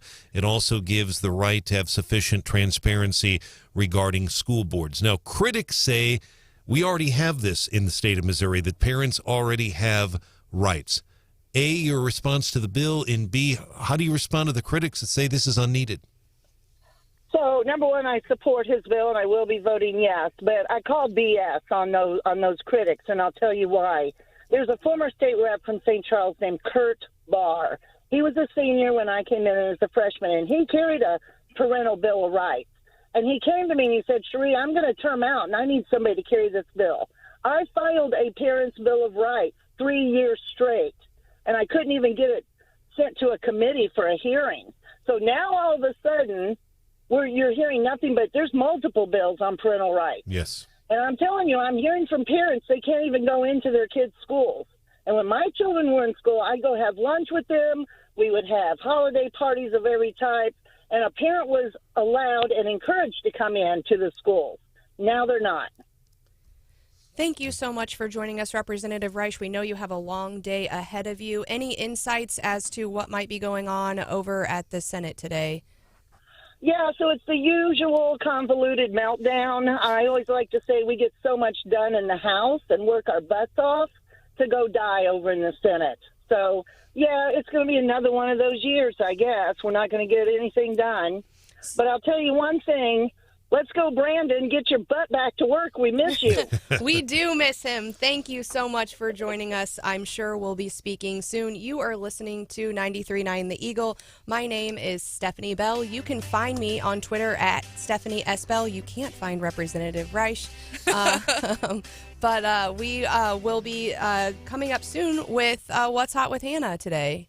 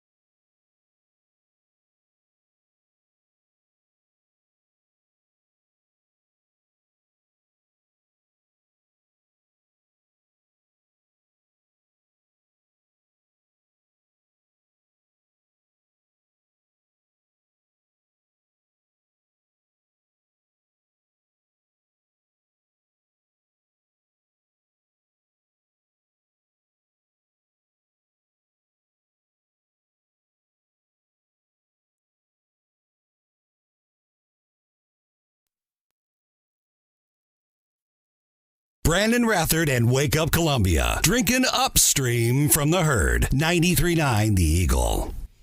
Well, it's not Branden Rathert. It's Stephanie Bell, and Thank it is... goodness. I know, right? It is 7:25-ish, which means it's... It's really 7:26, and I'm really impressed because that's a hell of a lot closer than Branden 7:28? Rathert ever gets to 7:25. I'm impressed. See, he's gone for one day, and we can kind of put the car back on the rails a little bit, right? I get an A for my first day. You do, Hooray. yes. So I have a story posted on the Wake Up Columbia Facebook page, and it's from the Super Bowl. I know we might still be a little salty here in Chiefs Nation that, we weren't in the Super Bowl this time. And we're still salty about the Rams, so. Yeah, well, this is about a Rams player. Okay. So hopefully y'all don't come for me in the comments on this Facebook post. But I thought it was a cool story. So one of the wide receivers for the Los Angeles Rams, his name is Van Jefferson. And he was a big winner on Sunday for more than one reason. Of course, his team won the Super Bowl. Kind of a big deal. A big deal. His wife went into labor in the middle of the game. Oh, my goodness. So she was taken out of the stadium on a stretcher. Wow. Because her water broke and she was in full active labor. Now, I don't know at what point in the game she went into labor. So I don't know if things were just intense because the score was back and forth or what triggered it. But she went into labor in the middle of the Super Bowl while her husband was playing. And he basically stayed long enough to get his ring right after the game, and he bolted. He grabbed their firstborn daughter, and they bolted for the hospital, and he made it in time for the birth of his son. Amazing. So it was the second baby. I wonder if she thought, today's his day. She starts feeling those contractions, and she's, you know what? I've done this before. I think I can make it. I think I can hold it in. Because you hear those stories about women who go to the hospital and they say, oh, you're not far enough along. You need more time. Go back home or take a lap around the hospital. And she's like, well, I'll just take my lap at the Super Bowl. Why not?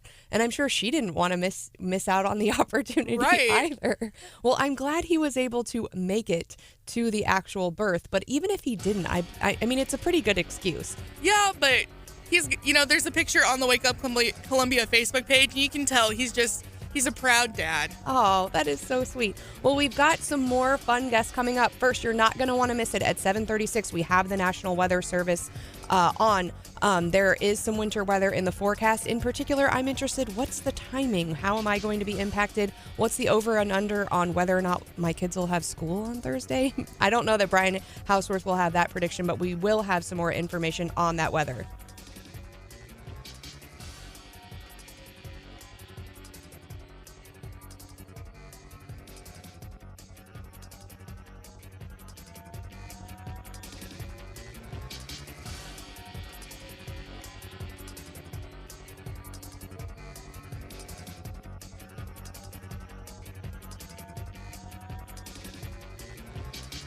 One-minute stations, 1 minute to your next Fox News 3030.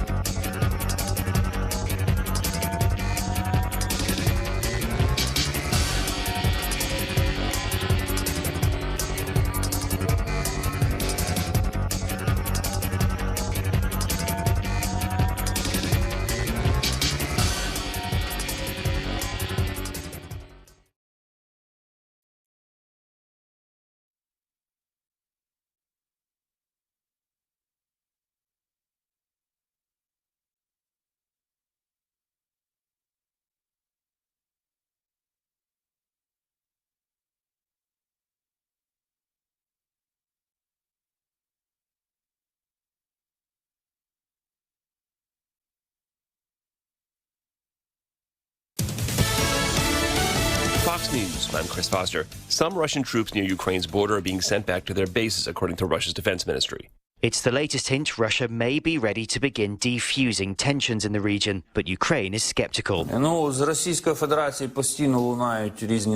Ukrainian Foreign Minister Dmytro Kuleba said Russia constantly makes various statements. When we see troops pulling out, we will believe in de-escalation. Fox's Simon Owen. At a hate crime trial in Georgia, prosecutors say Ahmaud Arbery died because he was black. Defense attorneys say his killers honestly thought he was a burglar. A federal jury is listening to evidence that they held racist views leading up to the time they chased Arbery in their Brunswick area neighborhood before shooting him. Gregory and Travis McMichael and William Bryan are already sentenced to life in state prison. Fox's Evan Brown. America's listening to Fox News.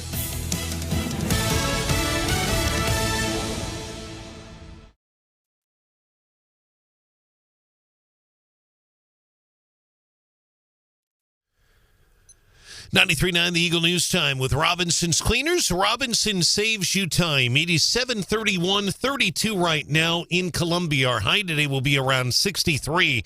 Going to be a beautiful day today. Cloudy tonight with a low near 50. Tomorrow, another warm day. A high of around 63 degrees. Cloudy skies, rain in the afternoon, and then that potential wintry mix will start on Thursday. A mix of some snow and some frozen precipitation coming in early on that morning, Thursday, between about 5 and 7. More on that in a moment. Good morning, everyone. Here are some of the stories that we are working on for you at this hour. Supporters of a 7-1 Missouri GOP congressional map will rally today at the Missouri Capitol in Jefferson City. The Senate Conservative Caucus tweeting that the gathering will start this morning at 10, rally itself at noon. The supporters of the Freedom Convoy are being told to bring blankets, food, and warm clothes. The Senate is still in a stalemate over the controversial issue of congressional redistricting. The 7-1 supporters say that Missouri is a bright red state. The other Republicans that support 6-2 say a 7-1 map would likely end up in court. The Senate did meet on Lincoln's birthday on Friday, a state holiday. They also held a very rare Saturday session as a filibuster by the Senate Conservative Caucus continues. Now to our weather. There is still a lot of uncertainty about amounts right now, but snow is likely Thursday morning across mid-Missouri. National Weather Service St. Louis meteorologist Melissa Bird says there's also uncertainty right now about the timing. It's probably going to change, but as of right now, and they emphasize at this time, Bird tells the Eagle the system will start as rain tomorrow afternoon for Columbia, Jefferson City at this time. It's expected to change over to snow between 5 and 7 on Thursday morning. The NWS's John Carney also told us today that mid-Missouri could receive a light glaze of ice as the cold air arrives. You'll want to keep that radio tuned right here to 93.9 The Eagle for updated forecast information. The governor says half of Missouri's new teachers leave the profession by their 5th year. He's reiterating his call, if you will, to increase the starting salary for teachers from $25,000 to $38,000. The governor tells the Eagle that Missouri ranks 50th in the nation for starting teacher pay. And I think even at that level, we go from dead last in the United States to about 30th in the United States. But there's no reason we should be last in the United States. Per Missouri statute, the minimum teacher salary in Missouri right now is $25,000. Missouri's governor also has high praise for the outgoing mayor of Columbia, Brian Treese, who leaves office in April. Governor Parson praising the mayor for his service and says he has done an excellent job in very difficult times. Mayor Treese says it has been an honor to serve. Treese participating in the governor's Friday Education and Workforce Roundtable at Mizzou. The mayor highlighting the I-70 Roachport Bridge project is an example of a city, county, state, and federal partnership. And the Jim Butler Auto Group has purchased 2 car dealerships in Mexico, Offenburg. They've both been relocated to nearby Centralia down the road on Highway 22. One's a Ford dealership, the other a Chrysler Dodge Jeep Ram dealership. They're now open in a temporary facility next to the Jim Butler Centralia Chevrolet. A $3 million development is now underway at the Centralia location. We'll have more details for you coming up at 8:03. We also have more details on our website on this, including a picture at 939theeagle.com. Our news brought to you live this morning by Dr. Kent Willett Dental Associates. They practice conscious sedation dentistry to relax your fears. Make an appointment now, 573-445-5300, WillettDentalAssociates.com. 93.9 The Eagle News Time, 7:35.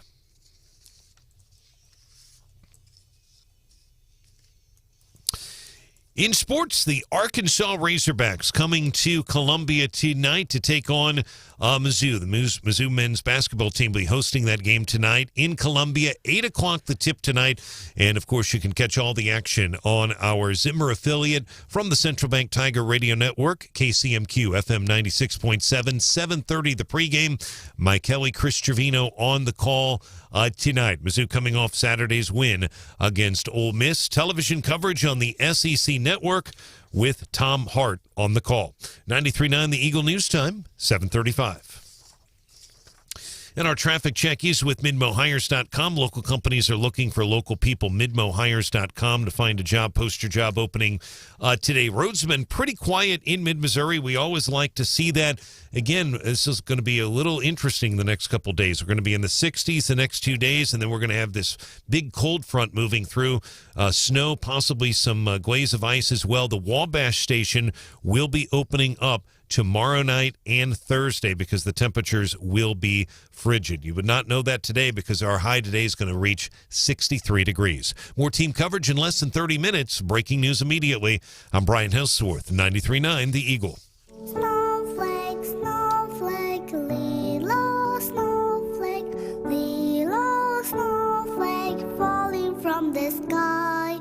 Snowflake, snowflake, little snowflake, falling, falling, falling, falling, falling, falling, falling, falling. Our time right now is 7:37. This is Wake Up Columbia. Branden Rathert has the day off. I'm Brian Hauswirth. Stephanie Bell is hosting tonight along with Hannah, the producer. And as I mentioned in our newscast, there's still a lot of uncertainty right now about amounts, but did talk to Melissa Bird yesterday, and I also talked to John Carney early this morning when I first arrived, and we do have a National Weather Service St. Louis meteorologist. Matt Beicher is joining us live from Weldon Spring to get us up to date right now on what we can expect. Matt, thank you so much for your time. Good morning.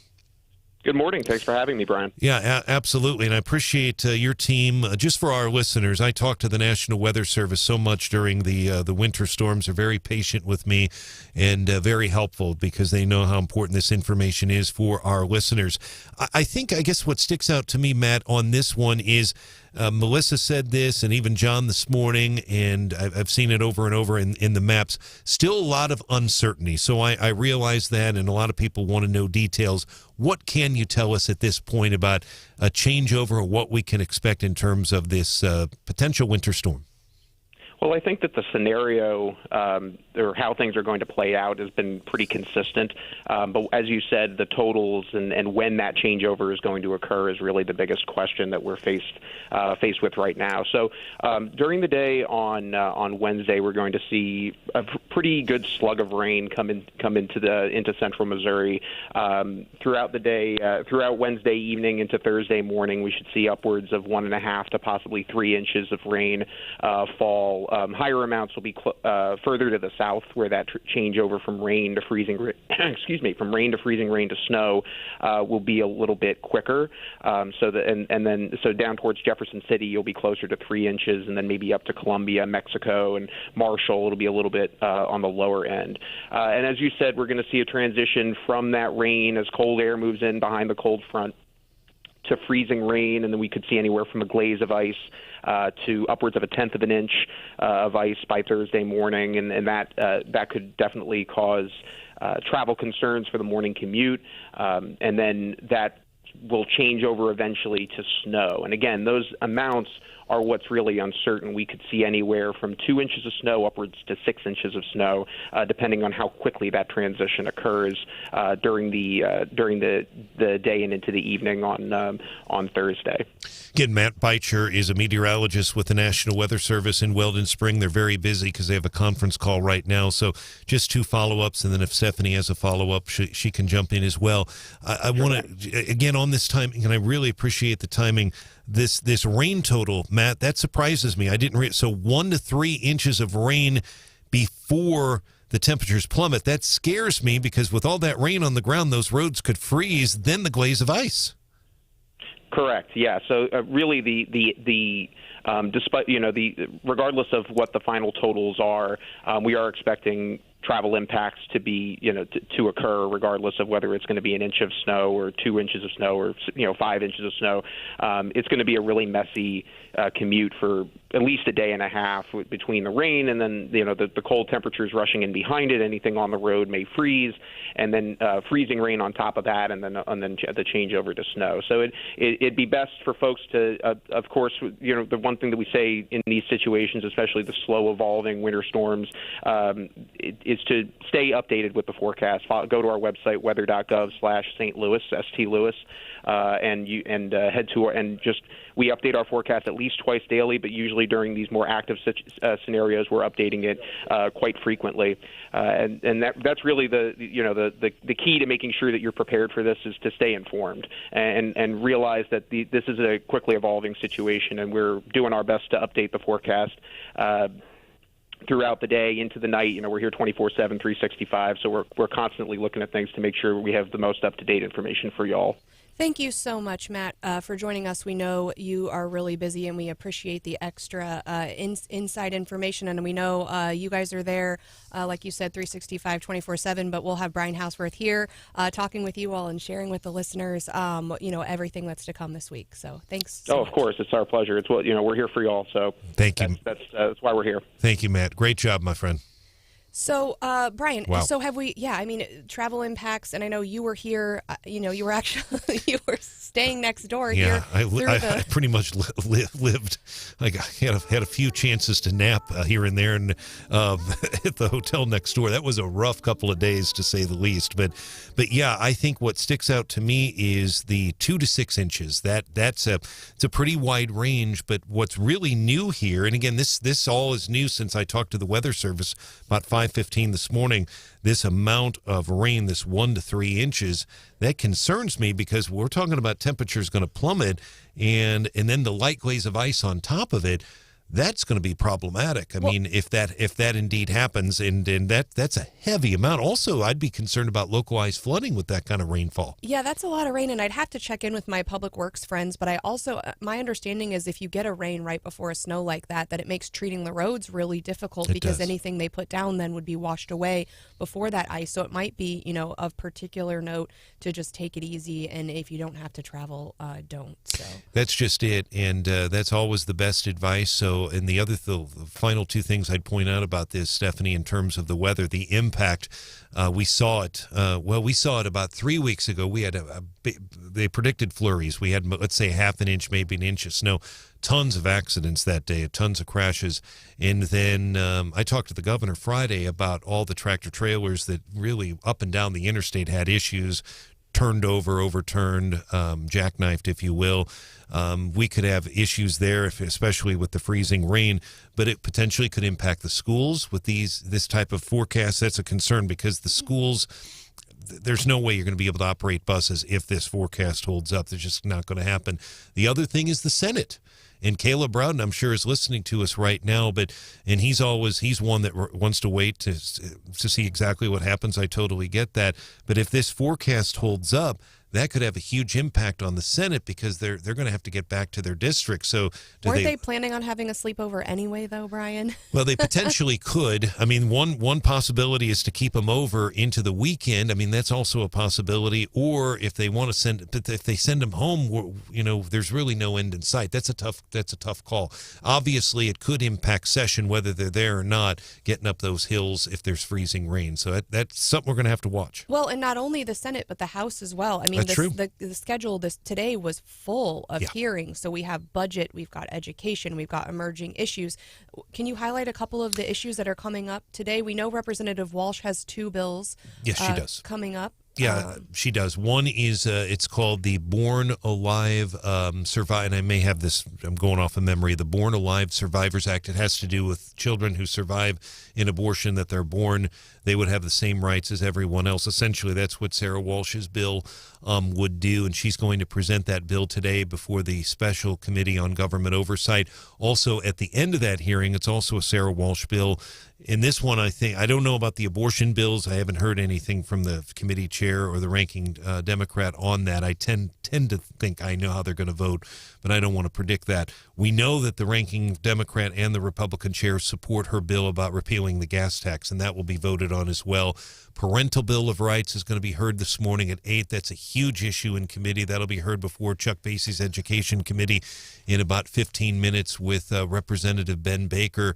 And then also the last thing we probably should point out, the budget is they're going to have a hearing here, and we will hear testimony today here in a little bit, about 8:15, from the Missouri Department of Natural Resources, the Department of Public Safety, Department of Agriculture, and Department of Labor and Industrial Relations. So those are probably the highlights right now in the House. The Senate, all eyes will be on this Freedom Convoy. Right. So, and I know there are so many parents in the mid-Missouri area that are just concerned. They're paying more attention to their school board races, and they're paying more attention to their school board meetings. They're also paying more attention to the State House and all of these issues that are coming up. How can, if someone's really interested in these issues that are coming up at the education hearing today, I believe it starts at 8 a.m. Can they watch? They can. There's two things I would recommend, and yes, they absolutely can. We'll continue to report on it, but Stephanie, it's impossible literally in a 5-minute newscast to give justice that all these bills, every one of these bills being heard or voted on, are newsworthy, all of them. You can only pick a couple because we just don't have enough time, and we got all the other stuff going on. But I'd encourage people interested. There's a school board election bill with Phil Cristofanelli. There's parental rights in the public schools. There's child abuse investigations, parental consent, a reading bill. I'd encourage people to go to the website house.mo.gov, and number one, click on hearings at the top and find the education thing, and then just click on live feed. And then underneath those, this is the biggest thing, and on our stories where I actually write about a bill, I always link to the bill so people can read it. But obviously, if you're wanting to find a bill I haven't written on our website, you can click on that, and you don't want to necessarily click on the lawmaker's name, click on the bill's name. For instance, if you're interested in Parental Bill of Rights, just click on HB 1858 there in the hearing. But very easy to watch, and you just click on live feed, and that hearing likely will go throughout the morning. And we have different rules here in Missouri, right? You read the bill before you vote on it, as opposed to D.C. where they ask you to vote on it and then you read it later, right? You know, it's always tough because especially on the floor there can be amendments we're so early in the process right now. These bills have not been amended, so they're fairly short at this point. And yes, lawmakers have read these bills. A lot of what we're seeing here is pretty non-controversial. I don't think there'll be any issue with the reading success. Parental Bill of Rights obviously is going to have some opposition, and some of the others will as well. Some of the others won't. And we will keep our focus on education this morning. Shortly after 8 o'clock, we will have an Ashland parent. There have been several resignations with respect to the local school board, and we'll be hearing from someone who was at the school board meeting last night. You're listening to 93.9 The Eagle.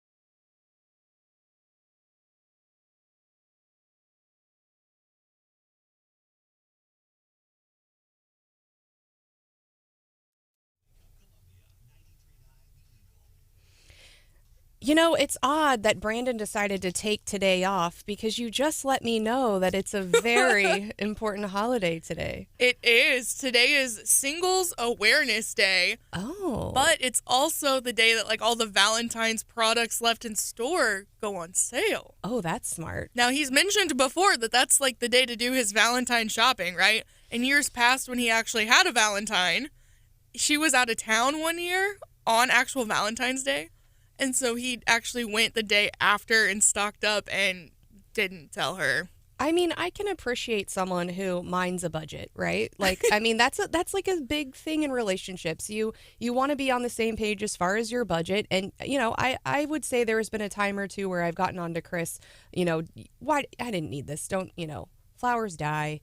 Let's use that money for like new clothes. But or, it's the thought that counts, right? I don't know. But Come Branden, on. I mean, when you tell me that Branden was a day late for Valentine's Day, I'm not surprised. So Singles Awareness Day, is it, when's Galentine's Day? I thought that was... We missed it. So Galentine's Day was February 13th. Darn, we should have celebrated. Did you do anything fun this weekend with your sweetie? So not this weekend, but last night we actually cooked a really nice dinner. Oh. My man, he did some steaks on the stove, so that was really good. That is sweet. It's Did you kind of- post a picture? Because you had people posting their pictures of their sweeties on our Facebook page. Did you post your own picture? I did, actually. But no, it's been a tradition of ours that we've never actually gone out for Valentine's Day. We always cook a fancier than normal dinner at home together. So it's one of my favorite things that we do throughout the year. See, you're smarter than most because people wait, and then Valentine's Day is one of the busiest days of the year, and so it can be really hard. That's the other thing, too. And actually, we had forgotten to get, like, the steaks, right? So my boyfriend on his way home from work yesterday, he braved the grocery store, and he said that it was a madhouse. That is true love. Braving the grocery store on a busy day. Right. True love. Well, my husband and I were at Lincoln Days this weekend, and Friday we snuck away from the event, and I made a reservation for dinner, not even remembering that it was Valentine's Day. And my husband looks at me and he goes, well, I guess this is our celebration since we probably aren't celebrating Monday because we have kids' activities and all of that kind of thing. And I said, well, you're welcome for the dinner reservation. Now, did you do anything for your kids for Valentine's Day? Not really, but I do have a beef about today's Valentine's Day. Really? I mean, really. First of all, they celebrated Friday, which if I was a teacher, I think I would do as well because, you know, you don't really want to start your week with, you know, chalking the kids full of candy. Why not? Right? That sounds fine. And especially as they get excited now that they're hearing about the snow as well. I'm sure my teacher friends are going to go crazy today. But these Valentine's Day boxes, apparently you have to be, you know, a Pinterest expert, paper sculptor. When I was you just came with a shoebox when I was a kid, right? You just showed up, people put, you know, you read the cards, you hoped the little boy that you liked, you know, asked you to be his Valentine. We'll check yes or no. Yeah, now the kids, they're all about the candy, which you can't just like give anybody a card anymore. It has to like have a toy or a candy or something else. And some of these boxes are works of art. I swear, I saw pictures and I'm thinking people must have your parents did that for you, probably. And B, the amount of money and time spent on these Valentine's Day boxes is insane. So is that like a humble brag? Like, which kid has the best Valentine's box? Like, for parents, is that a humble brag? Like, my kid had the best one in the class. I think so. I bought a box at Target. My kids went to school. My son definitely told me that his was not the best box, but he didn't seem too bothered. He did get a box full of candy, there you go. You can't complain about that at the end of the day. Well, we are on our education focus today. Coming up, we've got a local parent from Ashland who was at the school board meeting last night to hear about the recent resignations from school board members. You are listening to 93.9 The Eagle.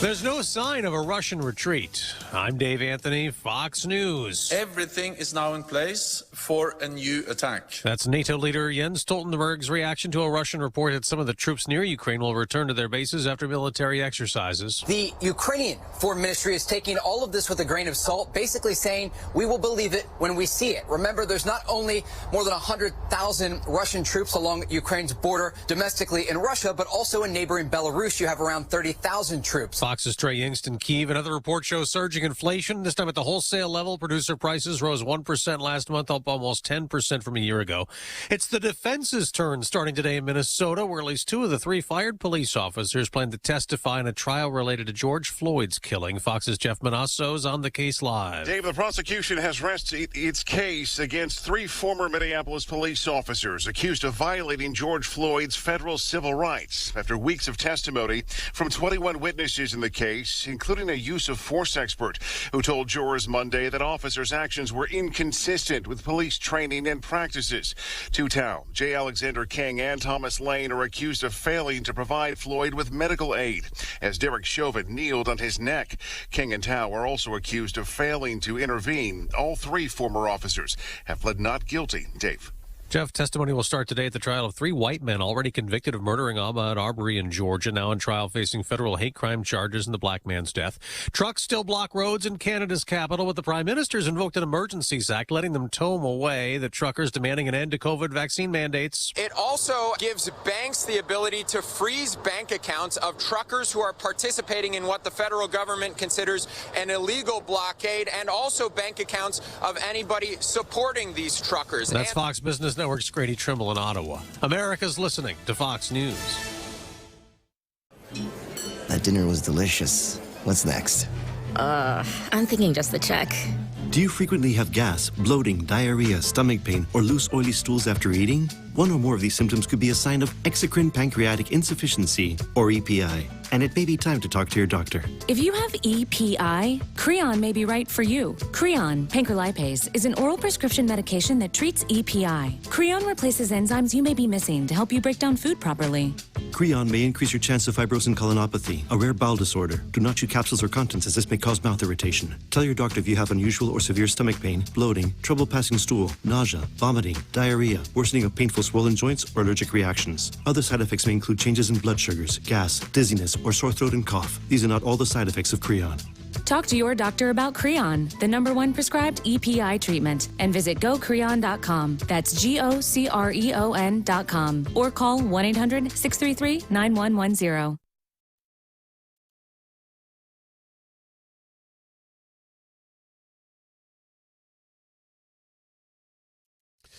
93.9 The Eagle News Time with Robinson's Cleaners. Robinson saves you time. It is sunny right now in Columbia.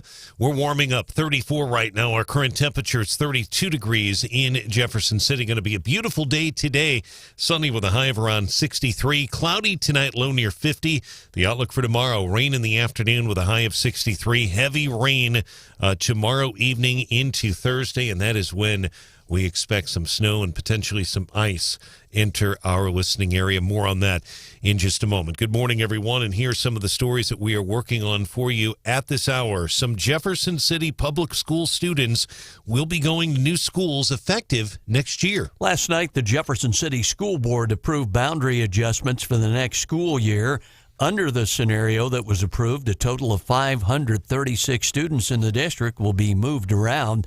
That includes 274 elementary students, another 106 in the middle school, and about 150 at the high school. The board says it would move the least number of students overall. There would be a feeder split at West Elementary in Jefferson City. John Marsh, 93.9 The Eagle. All right, John, thanks. Now to the weather. The National Weather Service says there is still a lot of uncertainty about timing and that some snow is likely on Thursday morning across mid-Missouri. It's still unclear right now about how much Jefferson City and Columbia could receive. Ballpark, we're still about 48 hours away, so keep that in mind. And we just had a live interview with the National Weather Service, Matt Beitcher, who's a meteorologist there in Weldon Spring. Couple of new things that we did learn from that interview right now, and this is a projection from Matt. We're expecting anywhere from 2 to 6 inches of snow on the ground. However, heavy rain the night before, anywhere from 1 to 3 inches, then the freezing rain, and then that light glaze of ice that potentially could be problematic. Again, all this subject to change. The timing is also something we have to take a look at. The NWS says Columbia has a 75% chance of at least 2 inches of snow. We'll have an updated forecast from ABC 17's Kevin Schneider here in a few moments, coming your way here on 93.9 The Eagle. Missouri's governor is reiterating his call for state lawmakers to increase the starting pay for teachers from $25,000 to $38,000. Governor Parson spoke at Mizzou's Education Roundtable before dozens of education leaders and several state lawmakers. We're going to be competitive, and we're going to put that responsibility on the educators of the state. We got to do a better job of taking care of. We know that 50% of the teachers don't even last 5 years in that. We need stability in that. DESE spokeswoman Mallory McGowan tells the Eagle Missouri is now 50th in the nation in average starting teacher salary, $32,970. A $43,000 change order aimed at improving traffic around the Rockbridge High School has been approved by Columbia's school board. That change order involves the Peachtree Connector driveway. CPS's Michelle Baumstark tells the Eagle the Peachtree Connector is aimed at helping to ease school-related traffic. And with billions of dollars in federal money heading to the state of Missouri, Governor Parson has made it clear he will not simply hand out money to jurisdictions. The governor spoke at Mizzou recently. He says he wants to see details on how these programs will work. Columbia Mayor Brian Treese tells me that's good policy. I want that. That magnifies our local investment in some very tangible ways. And we've already seen that work when it comes to small infrastructure projects like intersections at Discovery Ridge, right? Or the Roachport Bridge, a $230 million project. That is the mayor of Columbia, Brian Treese. House Budget Committee Chair Cody Smith tells the Eagle that Missouri will receive $7 billion, billion with a B, over 5 years under the federal infrastructure bill that President Joe Biden signed. Missouri has received an $81 million federal grant for the I-70 Roachport Bridge project. That grant came from the Trump administration. It's the largest competitive grant ever received by MoDOT. 93.9 The Eagle News is brought to you this hour by the Callaway Bank. The Callaway Bank is with you for the moments that matter. 93.9 The Eagle News Time, 8:07.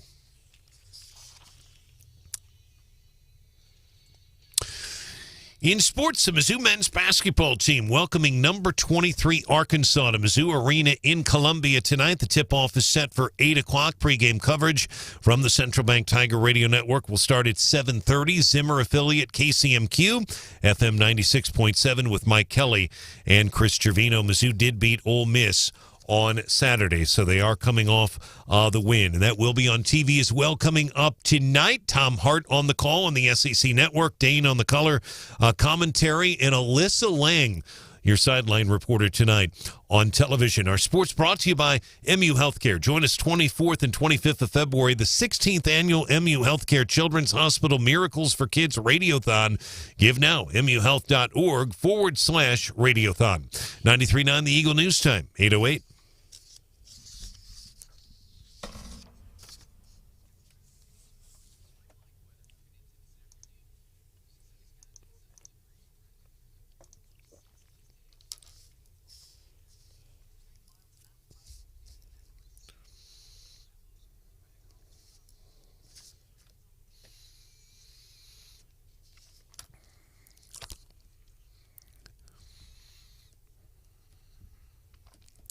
All right, Kevin, thanks and great work this morning. Bright sunshine right now, 34 degrees. It's 8:08, 93.9 The Eagle and 93.9theeagle.com. Traffic check and midmohires.com. Local companies are looking for local people. Midmohires.com to find a job or post your job opening today. A reminder, after this newscast, Stephanie and I have a live interview about the situation with the Ashland School Board. There was a resignation last night. If you do want to report a traffic issue, roads have been pretty quiet this morning, nice and quiet. If we're missing something, give us a call or a text, 573-874-9390. More team coverage in less than 30 minutes and breaking news immediately. I'm Brian Hauswirth, 93.9 The Eagle.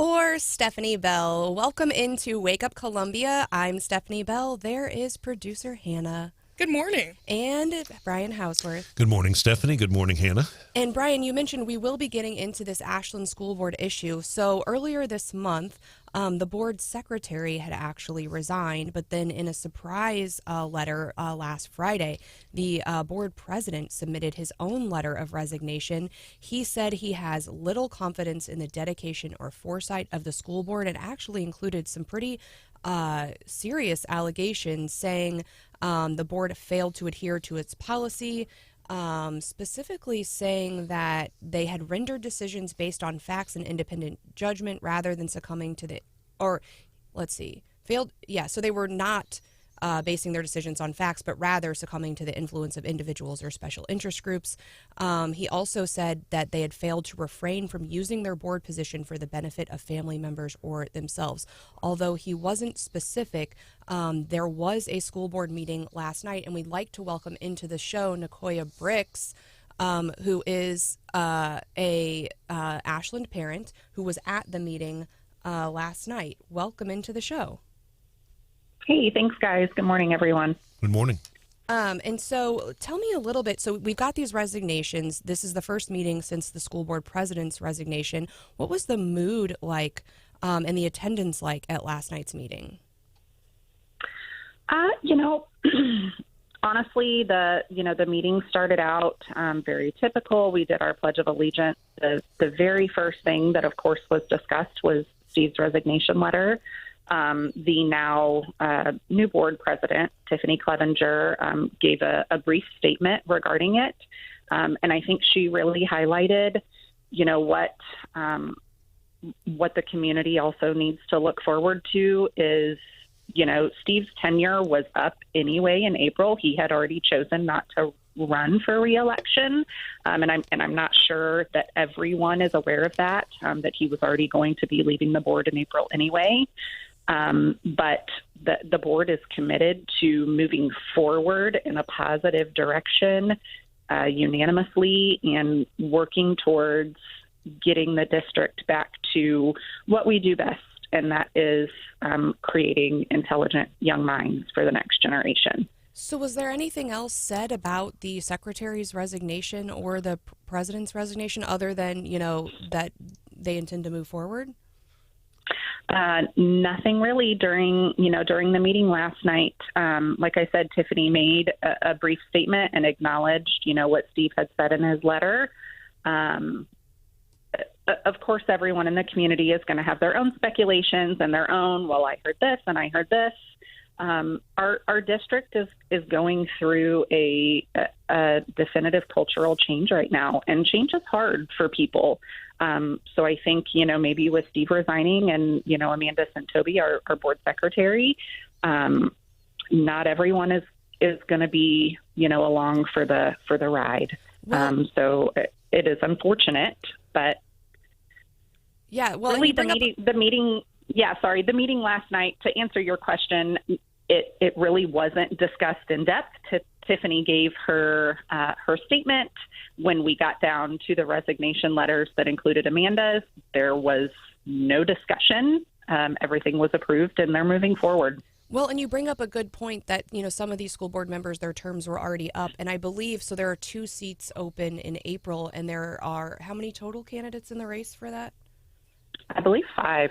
Okay, so a lot of interest in the Southern Boone School Board. Were there any other issues on the agenda last night? I know they adopted the calendar and some other things that generated a lot of discussion.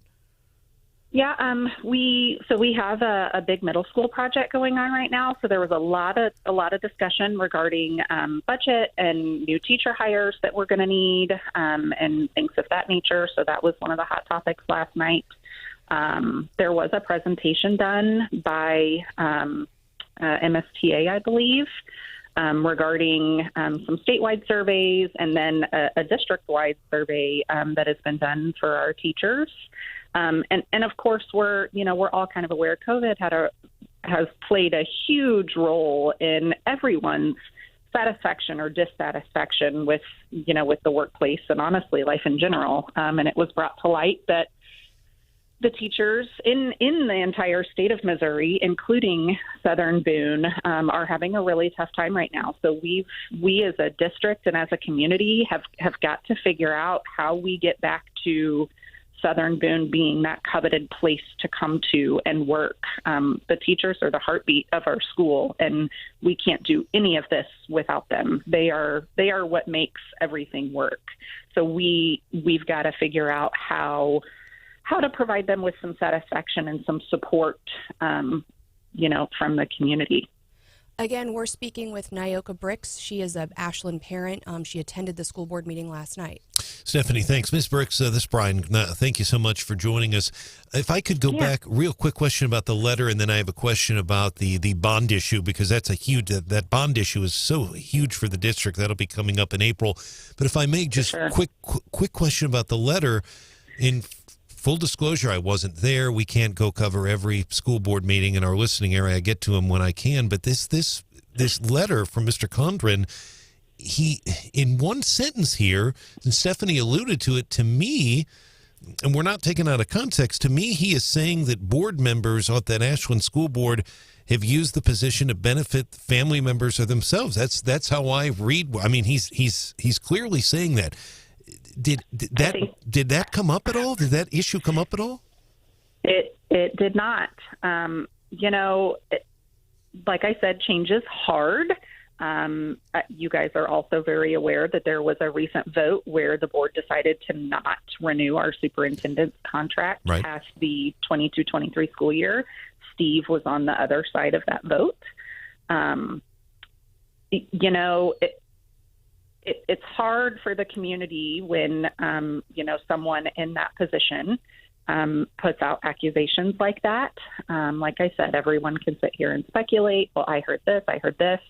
I have no hard knowledge of any of his accusations, and I'm not sure a lot of people in the community do. What it is doing is causing a public rift, if you will, but I think the board was very clear last night that their direction is forward together as a group to do what is best for the school district. Well, I appreciate that information. And then very quickly, and we appreciate your time, Ms. Bricks, in the April bond issue, we've covered it extensively. The Hauswirth is going to have a ballot issue, CPS, and I've reported on that extensively. But I've also reported on the Ashland bond issue. In a lot of facilities there at the high school, they're outdoors, the track, the soccer field. There's issues with the band. There's issues they can't host track meets, etc. How crucial, from your perspective, is that bond issue for Ashland Southern Boone R1 in April? Oh, it's a must-have. Our school district is one of the most highly sought-after school districts. I just moved here last April because this community is one of the sought-after communities to live in, and our facilities at the high school right now need some love. They need some money. Like you said, our track needs redone. Our football field needs redone. We've got to provide the kids a safe place to be able to come and do sports. And right now, it's getting to the point where things are not going to be safe if we don't do something. So that bond issue is so important. Thank you. We heard from Representative Reisch earlier in the show about, she has concerns that students are leaving Columbia Public Schools for other schools. I think last night there was a report on enrollment. Are you seeing a lot of transfer? Did they say anything about folks transferring in or the enrollment numbers for next year? Nothing was discussed about enrollment numbers last night. I'm sure that will probably be coming up. I know we're going to be at the March school board meeting. There's going to be another big construction update. So I'm sure at some point the superintendent will be presenting those enrollment numbers for next year. I know we did just start kindergarten enrollment, so I'm sure all of that is around the corner. And I hope to see our community continue to grow.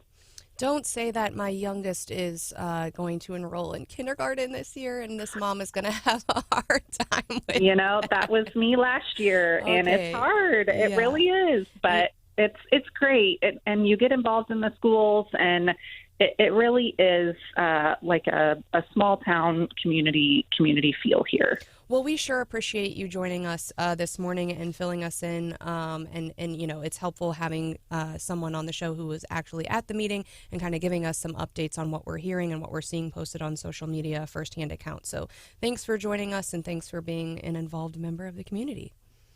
Yeah, not a problem. You guys have a good day. You too. All right, coming up, it is time, or it will be time here in a few minutes for the Morning Bell. We will be talking more. I mean, we know there's bad news related to Biden, but bad business news. Biden's economy drags U.S. to all-time low in the Heritage Freedom Index rating. More details on that.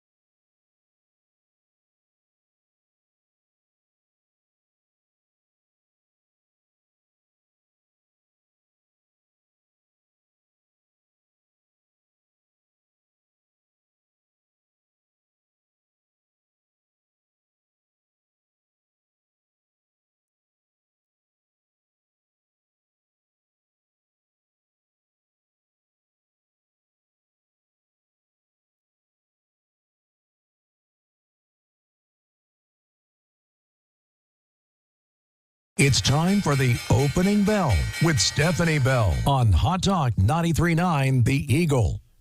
So we know Biden's poll numbers have been, falling and falling and falling. I think now we're less than 40% on most issues. Overall, isn't he like creeping towards the teens? Or did I make that up? I think he's in the 30s. I think. Well, I like my number better, Stephanie. All right. Well, one of the issues though that's causing his poll numbers to sink is his performance on the economy. And I guess every year the Heritage Foundation comes out with Heritage comes out with an economic freedom index. And what they're saying is the U.S. fell to its lowest ranking globally from the 20th spot into the 25th spot in 2022. And so it's the lowest we've been for a long time. This ranks all countries. So on top of the list is Singapore, and then followed by Switzerland, Ireland, New Zealand, Luxembourg, Taiwan, Estonia, Netherlands, Finland, and Denmark. And so now we're down to 25th. The other person who took a deep dive was Australia. And I find that really interesting because I do think before COVID hit, people thought, Australia is similar to the U.S. in lifestyle. I think if you ask people generally, they thought, okay, Australia and the U.S. are similar. But what we know is Australia was one of the toughest places for lockdowns. And it was due to those sustained severe lockdowns, according to Heritage, that Australia didn't make it on the most free list this year. I think rightfully so. So more bad news about Biden's economy and as it relates to our economic freedom. We kind of knew that, but seeing it all spelled out in paper and seeing us continue to fall in all sorts of different rankings is kind of... It hurts. Yeah. It hurts a little bit. It's disturbing. So we've got, hopefully we've got some more good news on the way this week. We do... I can't help but wonder what Biden's spin on this is, how his people are spinning it to him to make it sound like it's not as bad as it really is. 25th is pretty good, right? Yeah, woohoo! Top 25%. Yeah, it's not good. But we've got some other interesting things, and we're gonna have a lot of updates for you. We had the National Weather Service on this morning. It does sound like there's going to be quite a bit of rain before the wintry precip starts. I know. Hannah spent a lot of time at the station and in the hotel during the last winter weather event, and is hoping not as much time with her sweetie as she had hoped. So she is hoping for no winter weather this week. Well, the problem is, living in Jefferson City, I live on a lovely hill, as Jeff City has so many of, and that makes things difficult for me. Sure, but we should have, yeah, it does make, that's why I love living in Ashland, because it's really flat. So once I got out of Ashland on the way to the show during the last event, I was doing pretty well. But I think what's complicating the matters this week is we're expecting some ice. And while four-wheel drive will get you through some snow, the ice adds another layer. And four-wheel drive, even with four-wheel drive, you can't really, four-wheel drive is not going to help you in the ice. Four-wheel drive helps you go, but it doesn't help you stop. Thank you. I was having some trouble getting there. But a huge day in the Capitol today. So we've got education hearings, which are already underway. Freedom Convoy, I think is what they're calling it. Missouri's Freedom Convoy is coming to the Capitol today for a rally, specifically on the 7-1 map. The Senate is scheduled to go back in at 2 p.m. There's a budget hearing. So all sorts of stuff going on in the State House today before the winter weather begins. And so we will have a full rundown also with updates about the winter weather for you tomorrow. So what do you think? You think the Senate makes any progress today? Ooh, I don't know. They're coming off of that super long session that they had last week. So I could see them being like, okay, folks, let's get stuff done. All right, let's not have another repeat of last week. And they've had some time, and so they've got some different maps out there, and I know a lot of people have been working diligently on finding a solution, and I know there are so many other issues out there that we've been talking about today on education, for example, that people are really excited about seeing some action on this year. I know the House just passed some reforms related to initiative petitions that I've been hearing a lot about, and unless the Senate gets moving, there's not going to be a lot of time to hear and resolve some of these other issues. So we will have a full update for you tomorrow on those issues, and we are, who knows? Maybe they'll pull another all-nighter. They did last week. So I don't know. It'll be interesting to see. If I was a state senator, I would really be praying right now that did not happen. Yeah, and we haven't heard yet if the weather is going to impact whether or not the House and the Senate will be in session on Thursday. But of course, Brian Hauswirth will be here. He's talking regularly to the National Weather Service, and will keep you updated on the latest.